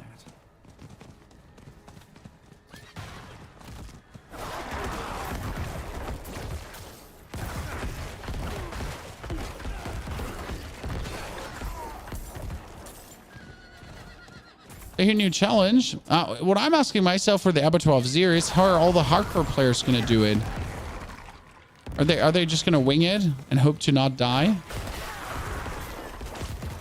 And I'm happy for being a softcore player, right? I can't be asked to care, but when you're doing the Abattoir of Zir, the true endgame pinnacle content, interesting. Hardcore players just wing it and hope nothing is bugged and nothing unfortunate happens. If you're level 100, the overworld should have 10 times mob density. I could not agree more. I still feel like you're missing damage with the Necro. What Necro are you playing? And what level are you? It might be simply Paragon board issues. I mean, the Necro scaled so well with Paragon glyphs. I mean, alone my overpower Necro, you get 500% overpower from glyphs. Chat. I mean, like it's not, it's 500% overpower from glyphs. Okay, here, this is 427%, right? Then on top of this 427%, you're also getting, what was it?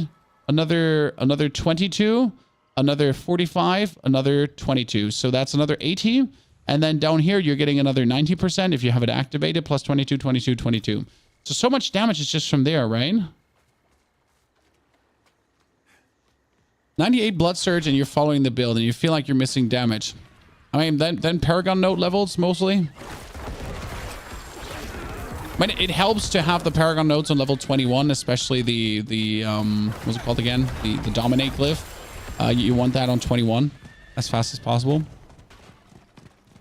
The only challenging thing about Diablo 4 is coming out with a reason to actually play it. I have to say I'm enjoying it. Like, it's really, like, I mean, ARPGs are a bit mindless. Let's be fair. If I want to think, I play different games. I don't think playing ARPG. Like when I turn on the ARPG, the thinking happens to make the build, yes. But while I'm playing it, I turn off my head and just mindlessly slaughter things and just have fun blasting stuff into pieces. I mean, it's not like I'm like here, like I'm giga braining it right now while we're planning, right? I'm just YOLOing. So for me, playing RPG is kind of like relaxation. If I want to think, I play like auto battlers or whatsoever. I'm not ready yet. If I want to play something challenging, I'll try to dress my children.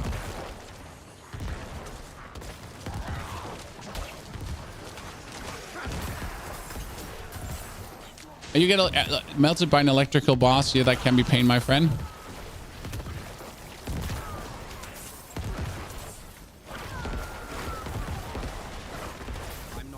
So yeah, I mean, it might be simply that after you hit 100, you just lose any anticipation and fun to play Diablo, and that's totally understandable right now.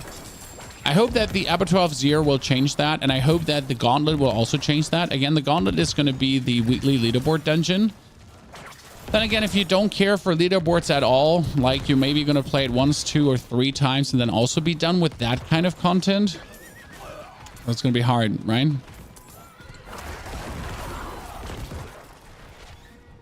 I mean, for me, I think we're going to play with the Abattoir Zero like another 7 to 10 days. But I guess before Christmas, we'll be done with the game for a month then. That's actually better than Season 1, because in Season 1, we were done after a month.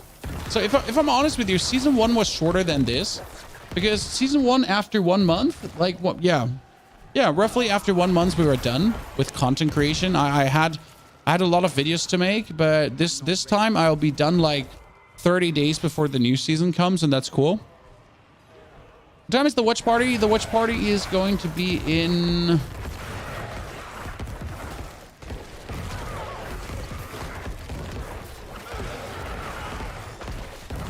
...6 hours from now.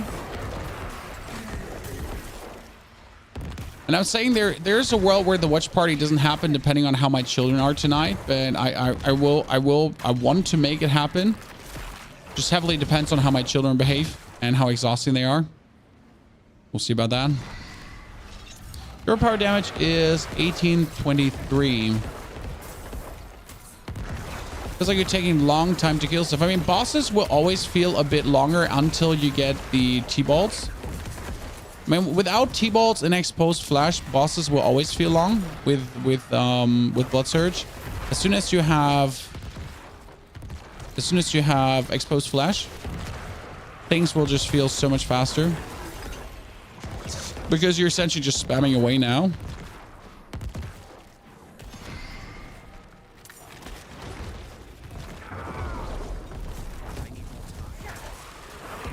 Ba-bum, ba-bum. Oh. Ba-bum, ba-bum, ba-bum. And you're dead. Hee-hee. Hee-hee. And you're dead. Question, why don't you use the Miasma rune on Corpse Explosion? Isn't more Disobedience stacks more consistently? So, The lucky hit gets spread over 6 seconds when you're using Corpse Explosion. And that's my problem with the Miasma rune. One thing we can try out if you want to, guys, is if the Corpse Explosion feels consistent enough regardless, Joshua. So we have been discussing this for a while now already. In my head, it's me and my voices. That the Miasma rune could be an option. I just simply haven't tried it out yet. Because again, like if you explode a corpse, the opponent has to stand in it. Also, you don't get an initial lucky hit. The lucky hit is spread over 6 seconds. So with lucky hit right now, I always have instant feedback and I get it. Which means that the 50% hits straight away. I just simply don't know if maybe the Miasma is good enough to do it. So that's something we can truly check out because I simply haven't.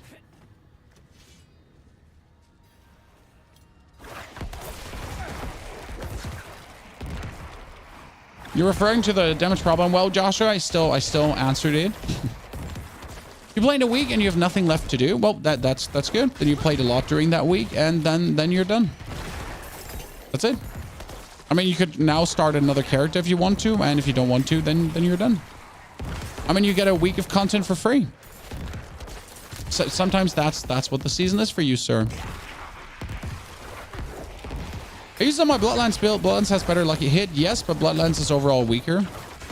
I have tried now every single way to make Bloodlands better than the Blood Surge build, but it simply won't work. Blood Surge is just more efficient in dungeon clearing. And bossing, which is sad because Bloodlands used to be so good. I used to love Bloodlands. Then I made Surge perfect, and now I just can't go back. You know? Now I can't go back after we made Surge perfect. I'm not ready. I cannot. Okay, abandon this. Abandon ship. Abandon ship. Well, actually, we could get more steel. I was happy with the 10 steel. I didn't want to farm all the small chests. Leave me alone. I don't want to farm all the small chests. No, don't make me. I'm innocent.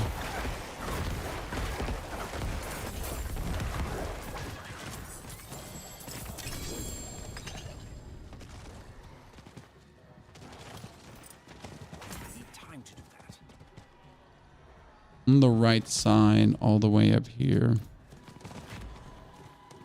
I'm level 88 Bloodlands. Would it be more beneficial to go Blood Surge or stay with Lands? I mean, Surge is definitely better than Lands by leagues. Lands is fun to play, don't get me wrong. So you're doing nothing wrong with playing Lands. Surge is just simply more efficient. I mean, if you like Lands, keep playing Lands. You can check yourself our Surge videos. We even have a live stream where we leveled the Surge. So you can even check the live stream where we leveled the Surge if you want to get a feeling for it. I think with level 80, we started clearing tier 70 dungeons. With level 90, we cleared tier 85s to 90s already. So that's just to give you a feeling for what I did with Surge, essentially. It's just great.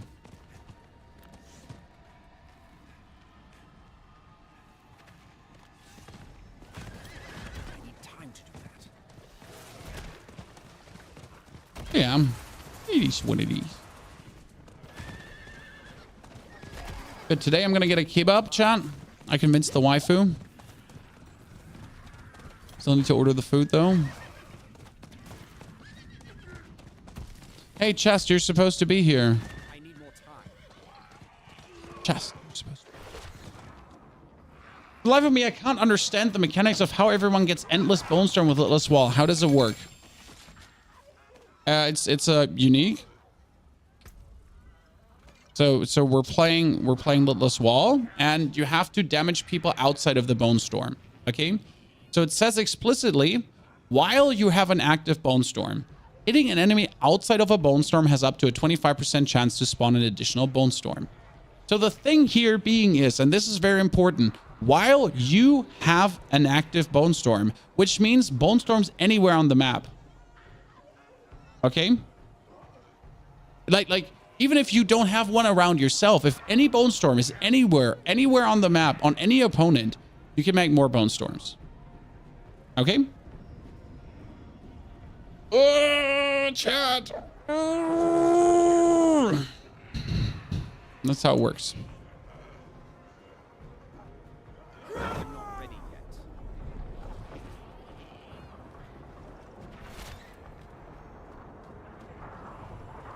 You have to be around you. No, you just literally, I mean, we can do it once in a dungeon now. Let's So Crack, one of my favorite ones.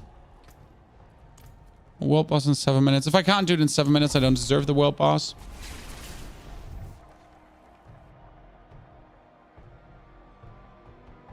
Let me demonstrate.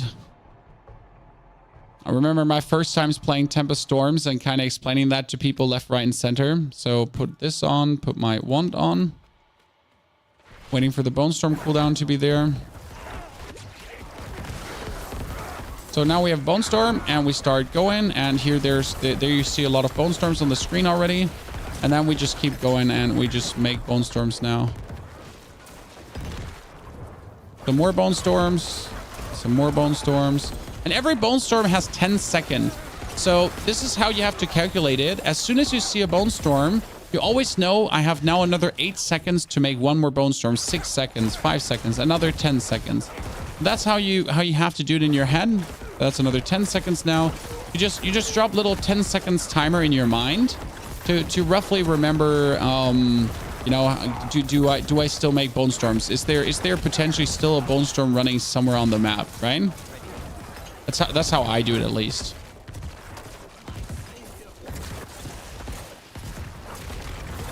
More Bone Storms. Oh, and yes, all the Bone Storms give you damage reduction, and all the Bone Storms give you also the bonus critical strike. So as long as Bone Storms are anywhere on the map, you're getting the damage reduction, you're getting the critical strikes, you're getting the barrier, you're getting the everythings, right?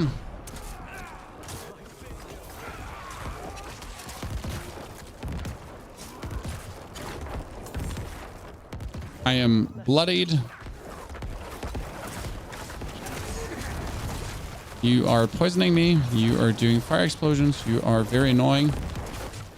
These are the single-handed 2 most annoying creatures in any dungeon ever. And will always be. Because right now, they're doing, like, he does so much poison.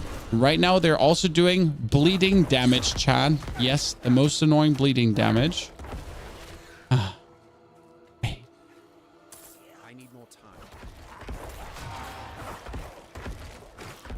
So you didn't do anything wrong? Just need a, you know, bonus here. You hate these guys when you first hit 100. I hate them still to this point. Even with any build, no matter how good the build is. A Pulverized Juice can make 3 million OP damage in 1 hit at level 72. Yes, that's Pulverized for you, Zebra. Pulverized is insane. I mean, if I had a Shockwave aspect, I could do that too. I mean, Druid essentially gets a thing that allows you to do 200% bonus damage. 200% bonus damage. As soon as you have that. I mean, like you don't have that as Necro. It's absolutely insane. Shockwave aspect is just crazy how good that is. There's no argument. I mean, like, seriously. How good is Shockwave aspect?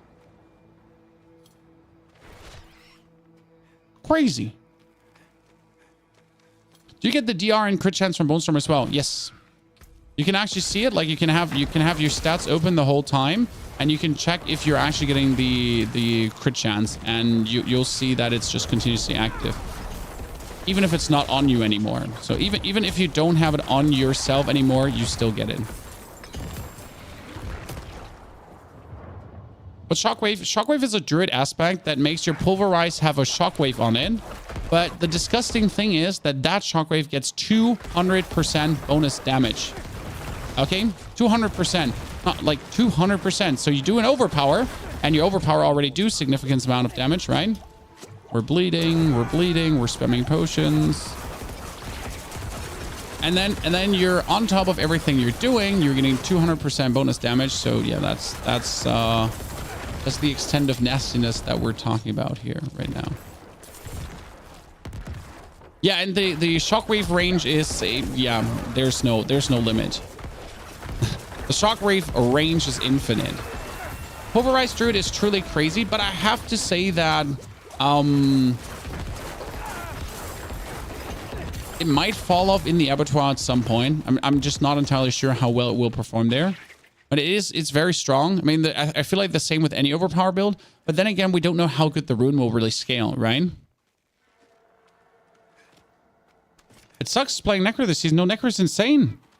I see so many people saying this, and I truly don't understand why you would say poor Necro this season. Necro has so many amazing builds. Necro has so much fun. There's so much greatness to play with Necro. Like, there's nothing to pity.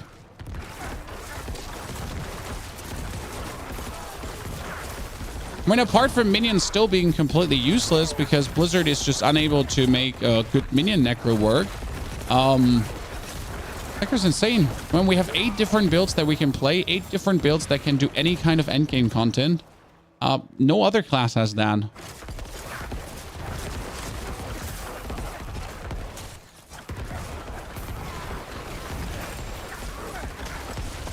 And that's 8 builds. Actually, that's already missing 2 more, to be honest. Because these 8 builds are set, but there's even 2 more that I didn't make yet. Or put in the list, to be honest.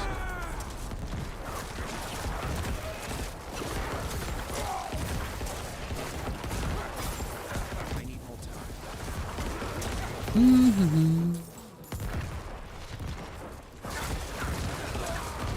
Go play Hodabob and then go back to Necro. No, Hodabob is boring. Why would I do that? I mean, sir, like your sentence does not make sense because you're assuming someone would be interested in doing 400 million damage. Why would you be interested in doing that? That's very boring, and it's not very Necro.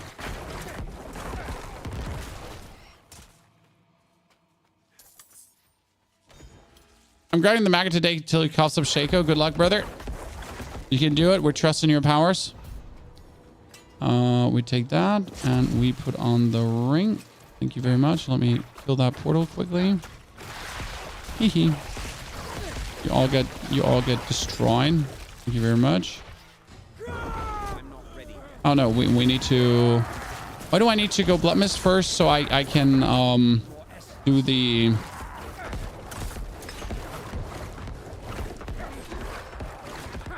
I need to do the, what was it called again?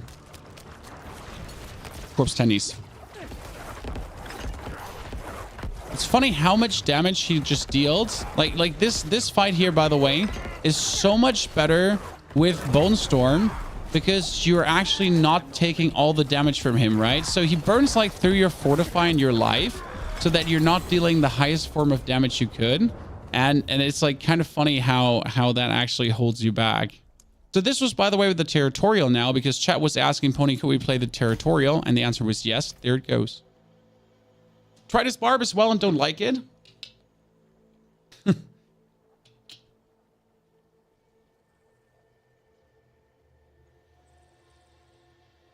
400 billion is limited to those who have Grandpapa. I don't know. I think you do actually a lot of damage with the build without Grandpapa. Might be wrong though. I haven't actually played the build.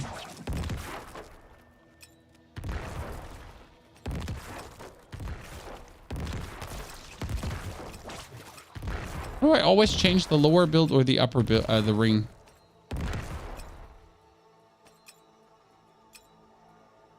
How do I always change the... Why is it changing that now? I'm not ready yet.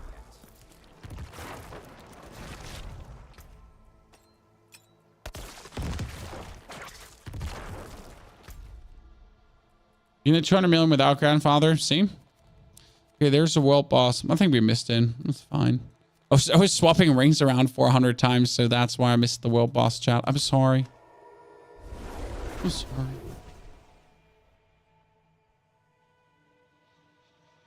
Okay, now I said I will order food for me and the waifu. Because the children are getting tiny sausages and stuff. And the waifu and I were getting a kebab.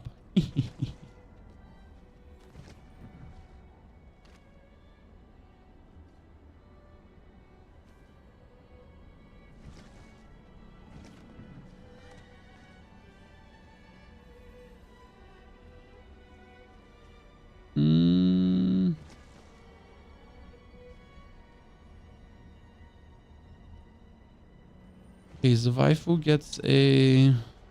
What did she get? The waifu did get a Lamachun.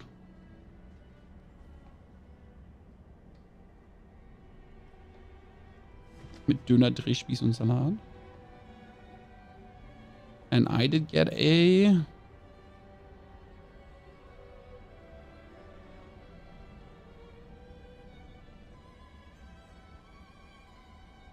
ganze Fladenbrot. Because why not? Yeah, they literally take like, so if you don't know what a Fladenbrot is, Chad, because you're not German, so this is a Fladenbrot. And like my kebab place, so this is a Fladenbrot. And what my kebab place does is it essentially takes one of these giant ass ones, right? And it cuts it in half, opens it up, and then puts all the kebab in there. That's more or less what I'm getting here. Quite fire. If you're hungry, there you go. You know. so and it's actually like okay, like it costs as much as a pizza, kind of. So, but you get so much more, right? Because like there's so much kebab meat in there. There's so much meat in there. Too much. Like I'm a meat eater, right? I'm sorry, chat. I'm not a vegetarian, a vegan. I don't respect animal. I do respect animals, but I don't mind that they die for my entertainment and food, not entertainment. Personal satisfaction, I guess. Leave it or take it. I'm a weirdo. I like meat. So yeah, but there's even for me, there's a bit too much meat in there sometimes because they really put a lot in there. A lot. Like it's literally spooling out on the sides, which is a good thing because usually they're very stingy with the meat, you know, stingy. And that all out. Finding new amulets is crazy hard. Like I've literally all the S tier items I'm wearing right now, Chan. Which they only put Tzatziki on it. Where does grandfather drop from Duriel? This is the grandfather, in case you haven't seen it. It drops from Duriel. It is not a good item for Necromancer. With a little star behind it. Only for bossing. What's the name of the page where you can consult? It is the D4 Obel Gambling Tool.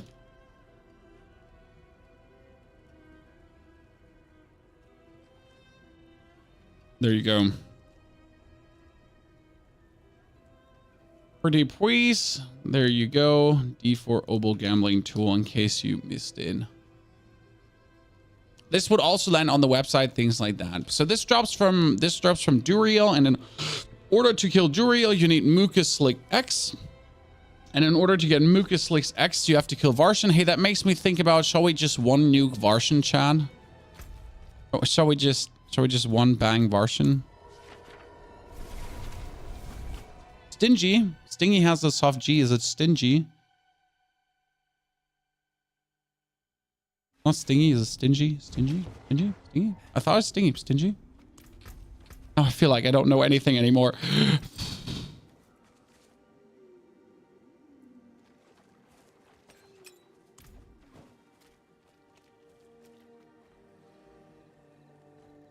Stingy's right, Mom. Is your metamorphosis level 1? Yes. Which is stupid. I mean, this is my second necro, Chad. Second necro. Stingy. Well, that makes no sense. Stingy is what bees do. Yeah, but it's written stingy. Why would it be stingy? Stingy eats nuts. Why stingy my ass? Seriously.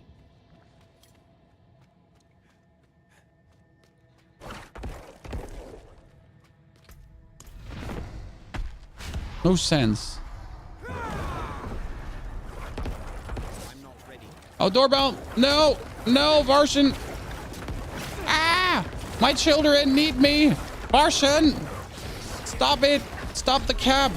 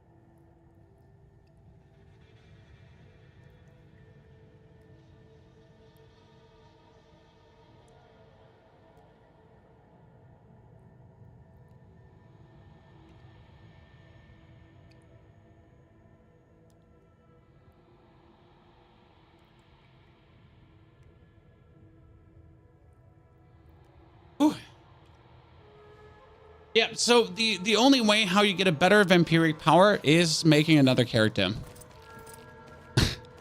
I mean, both. So here you can see this is Metamorphosis level 1. And now the best part is... Get out of here for a second. Vampire Mommy. So my characters are called Vampire Daddy, Experiment, and Vampire Mommy. Because the experiment was an experiment, I'm sorry.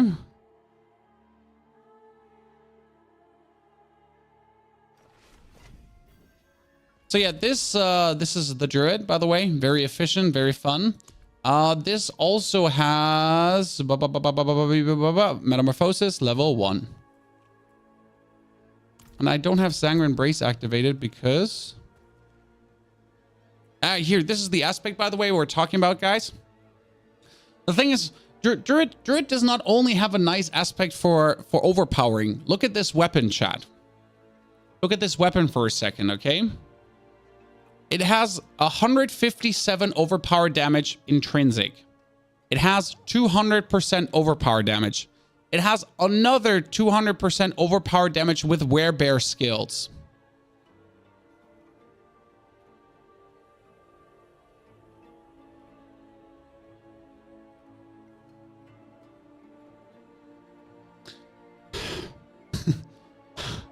You know? Alone this wand has like what, 500% overpower? That's how much did my necro weapon have? You know?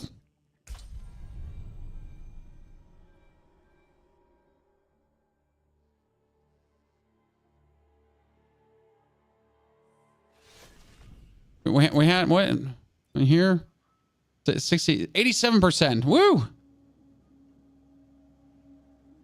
So why do you want Metamorphosis level 1? For the people that don't understand this, very simple. If you dash, you become unstoppable for 2 seconds. Okay?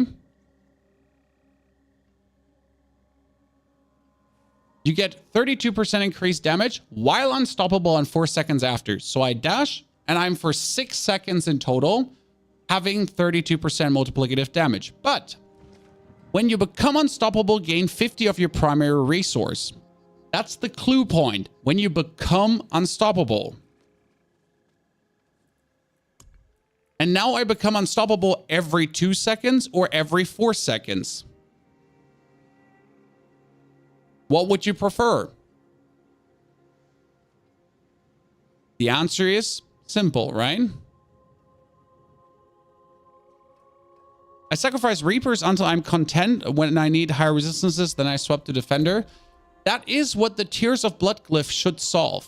I mean, right now, if I don't have Warriors, Defenders, and Skirmishers, this is what my resistances look like. Shoddy, right?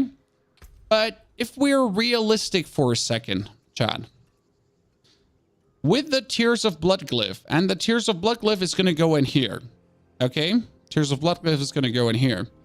Which essentially means that our resistance to all elements, which is now at 6%, will get boosted by another 200% or 300 or 400 or 1,000% later on. So technically, we should never have to worry about resistances again as a necro. Technically. Because there's no other board where the Tears of Bloodglyph makes sense. We covered that in our last YouTube video. No matter what necro you're playing, every necro has the Flesh Eater board, more or less. There's like maybe 2 builds that don't. Which means that you'll have that in there.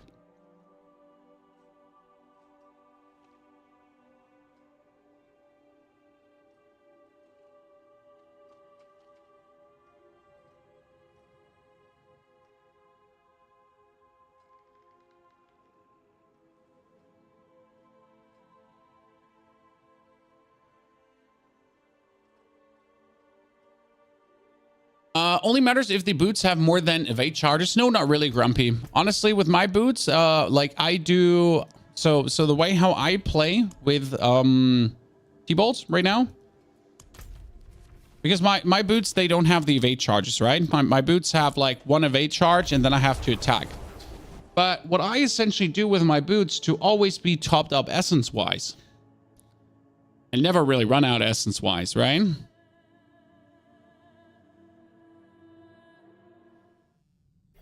Ba-bum. Let me go.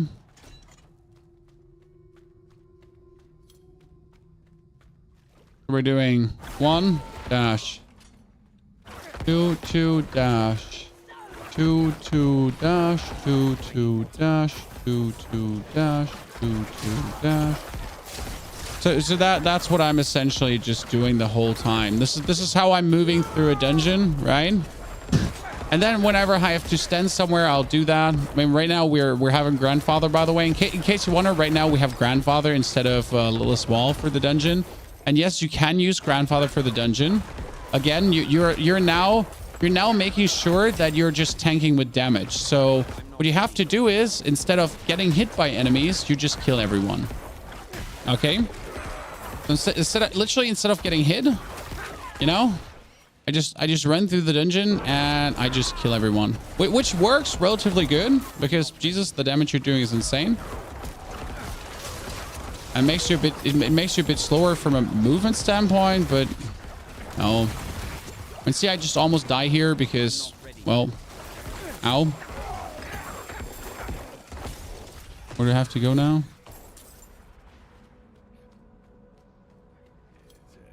The cooldown is weird on the boots. No, it's not weird on the boots. It's attack cooldown. So the cooldown on the flicker stab works with attacks.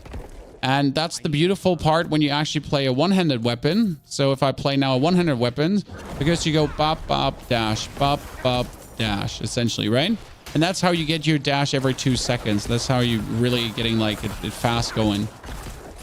And as soon as you have Ravenous Vampiric Power proccing, because then you attack even more, then you can dash even more. To truly be ready every 2 seconds. I mean, you also don't want to dash too early, because if you dash before 2 seconds are up, then you're not getting the refresh. So the every 2 seconds, the flicker step works so well with this every 2 seconds, because how many times with multiple charges do you dash too early? I mean, that's a little bit, that's the thing with the flicker step. I can more or less only dash every 2 seconds, you know? So I'm not falling trapped to dash too early.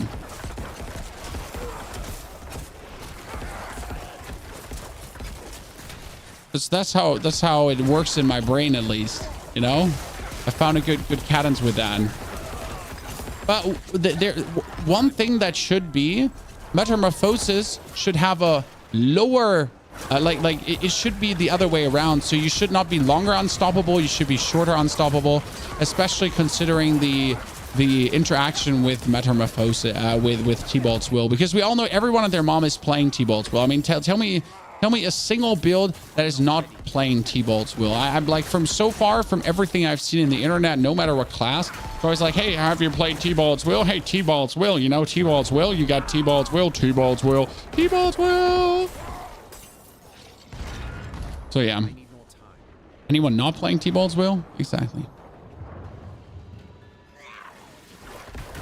Infinimus doesn't use it, that's wrong.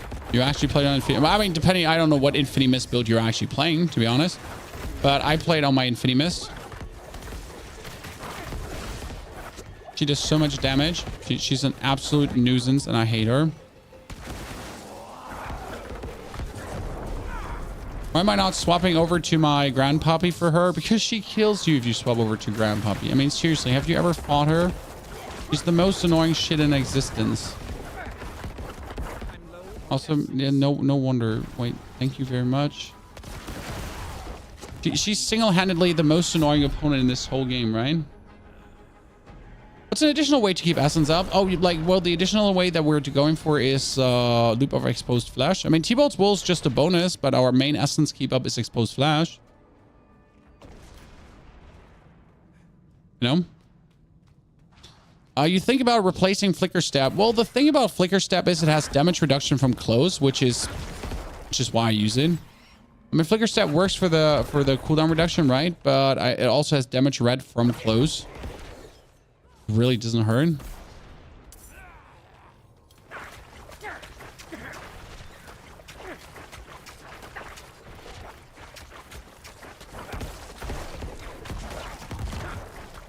Thank you very much for the full essence.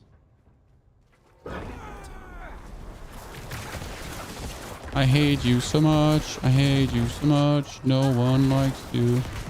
I hate you so much. I'm not ready yet. Oh, did we swap away from our resistances again? I'm just wondering right now, why am I dying so quick? Oh yeah, we chat, why didn't no one say anything? And I'm wondering, why am I dying so quick? Because I don't have any resistances right now. Chat, seriously. Seriously, come on now. What did you just do to me? I'm taking a little bit much damage here. Something seems not really to be adding up. Well, guess what? We made an oopsie. Now we pull everything together. I'm not ready yet. Okay, thank you for the restoration of my resources.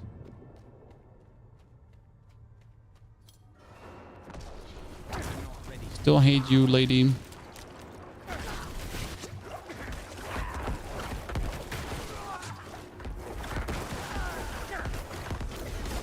See, and suddenly we're not taking 1 gazillion damage anymore from your depravities. I mean, it was still enough damage is being taken, right? It's actually enough damage to reduce my damage output, which makes me sad. So I hope we don't get an opponent like this in the Diablo 12 Zir. Because she's like, really, from all the bosses out there, I don't know if it's the same for you, Chan, but from all the bosses out there, she's the only one that gives me issues. Right? Not a single other one, but she's making my life hard. Reasonably hard. Ow. I hate it.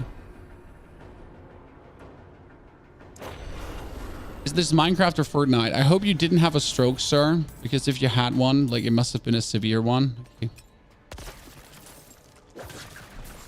You're swapping out to grandfather. I just had grandfather at the time, Lars. I mean, you only take grandfather for fighting bosses, but as you've seen here versus her, like, if I take grandfather, I'm missing out on my barrier. And if I miss out on my barrier versus her, it can actually get very clunky because, well, she's annoying as fuck. Because not only does she burn like your barrier, the problem is she also burns all your fortify away. No, fortify is like 50% of your damage gone. Where if you have the barrier, you at least get the 50% of the damage back, you know? Oh, wow, you just really did that, huh? But yeah, see, like, without my barrier, I might have just gone south there again. That's why versus her, I really cherish the idea of having all of this going on. You can then do the cascading, just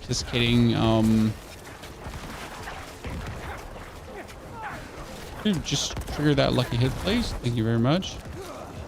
I'm not ready.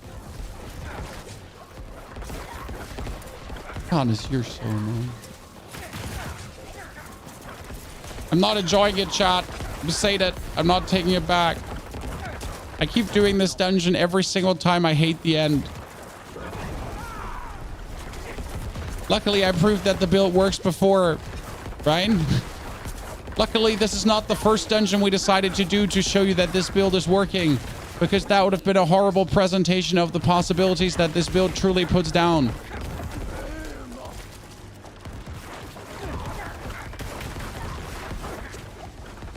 I'm not ready yet.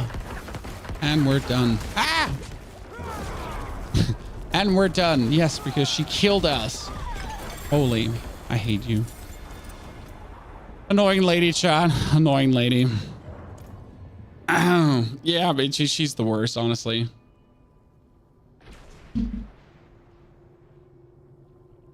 Supposedly, if you get an Uber, it's always in a drop with another unique. That is the supposedly, but only if one of the Uber's uniques can actually be an Uber, right? I mean, sometimes you're getting pants and chest, pants and chest, pants and chest, pants and chest. Nothing can be an Uber there, right? Fighting bosses still feels clunky. I mean, Blood Surge will always feel clunkier than Bone Spear. I mean, we did Bone Spear. Wait, let me see if I can show you. D4 rendering grandfather. Right?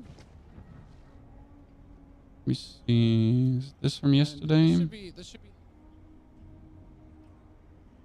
This is the blood build from today. No, this is bone from yesterday. This was Bloodlands, clunkiness. It was Bloodlands versus... Have I copied that out already?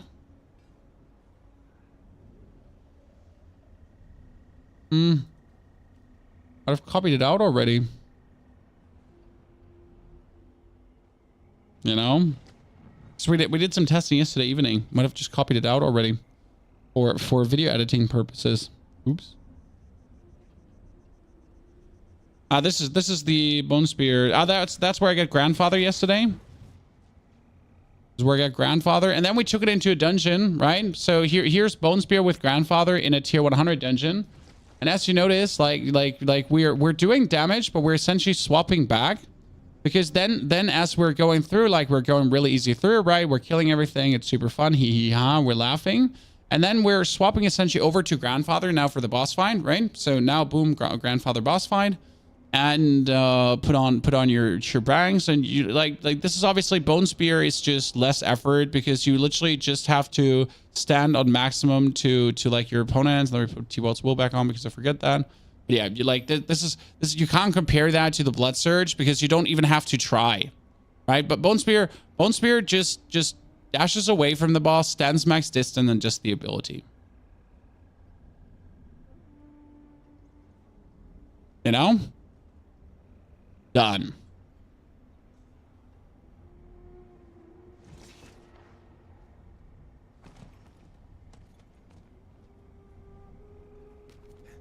The 20 tier skips, that's for the battle pass. Or what do you mean? The 20 tier skips is for the battle pass. You just use it.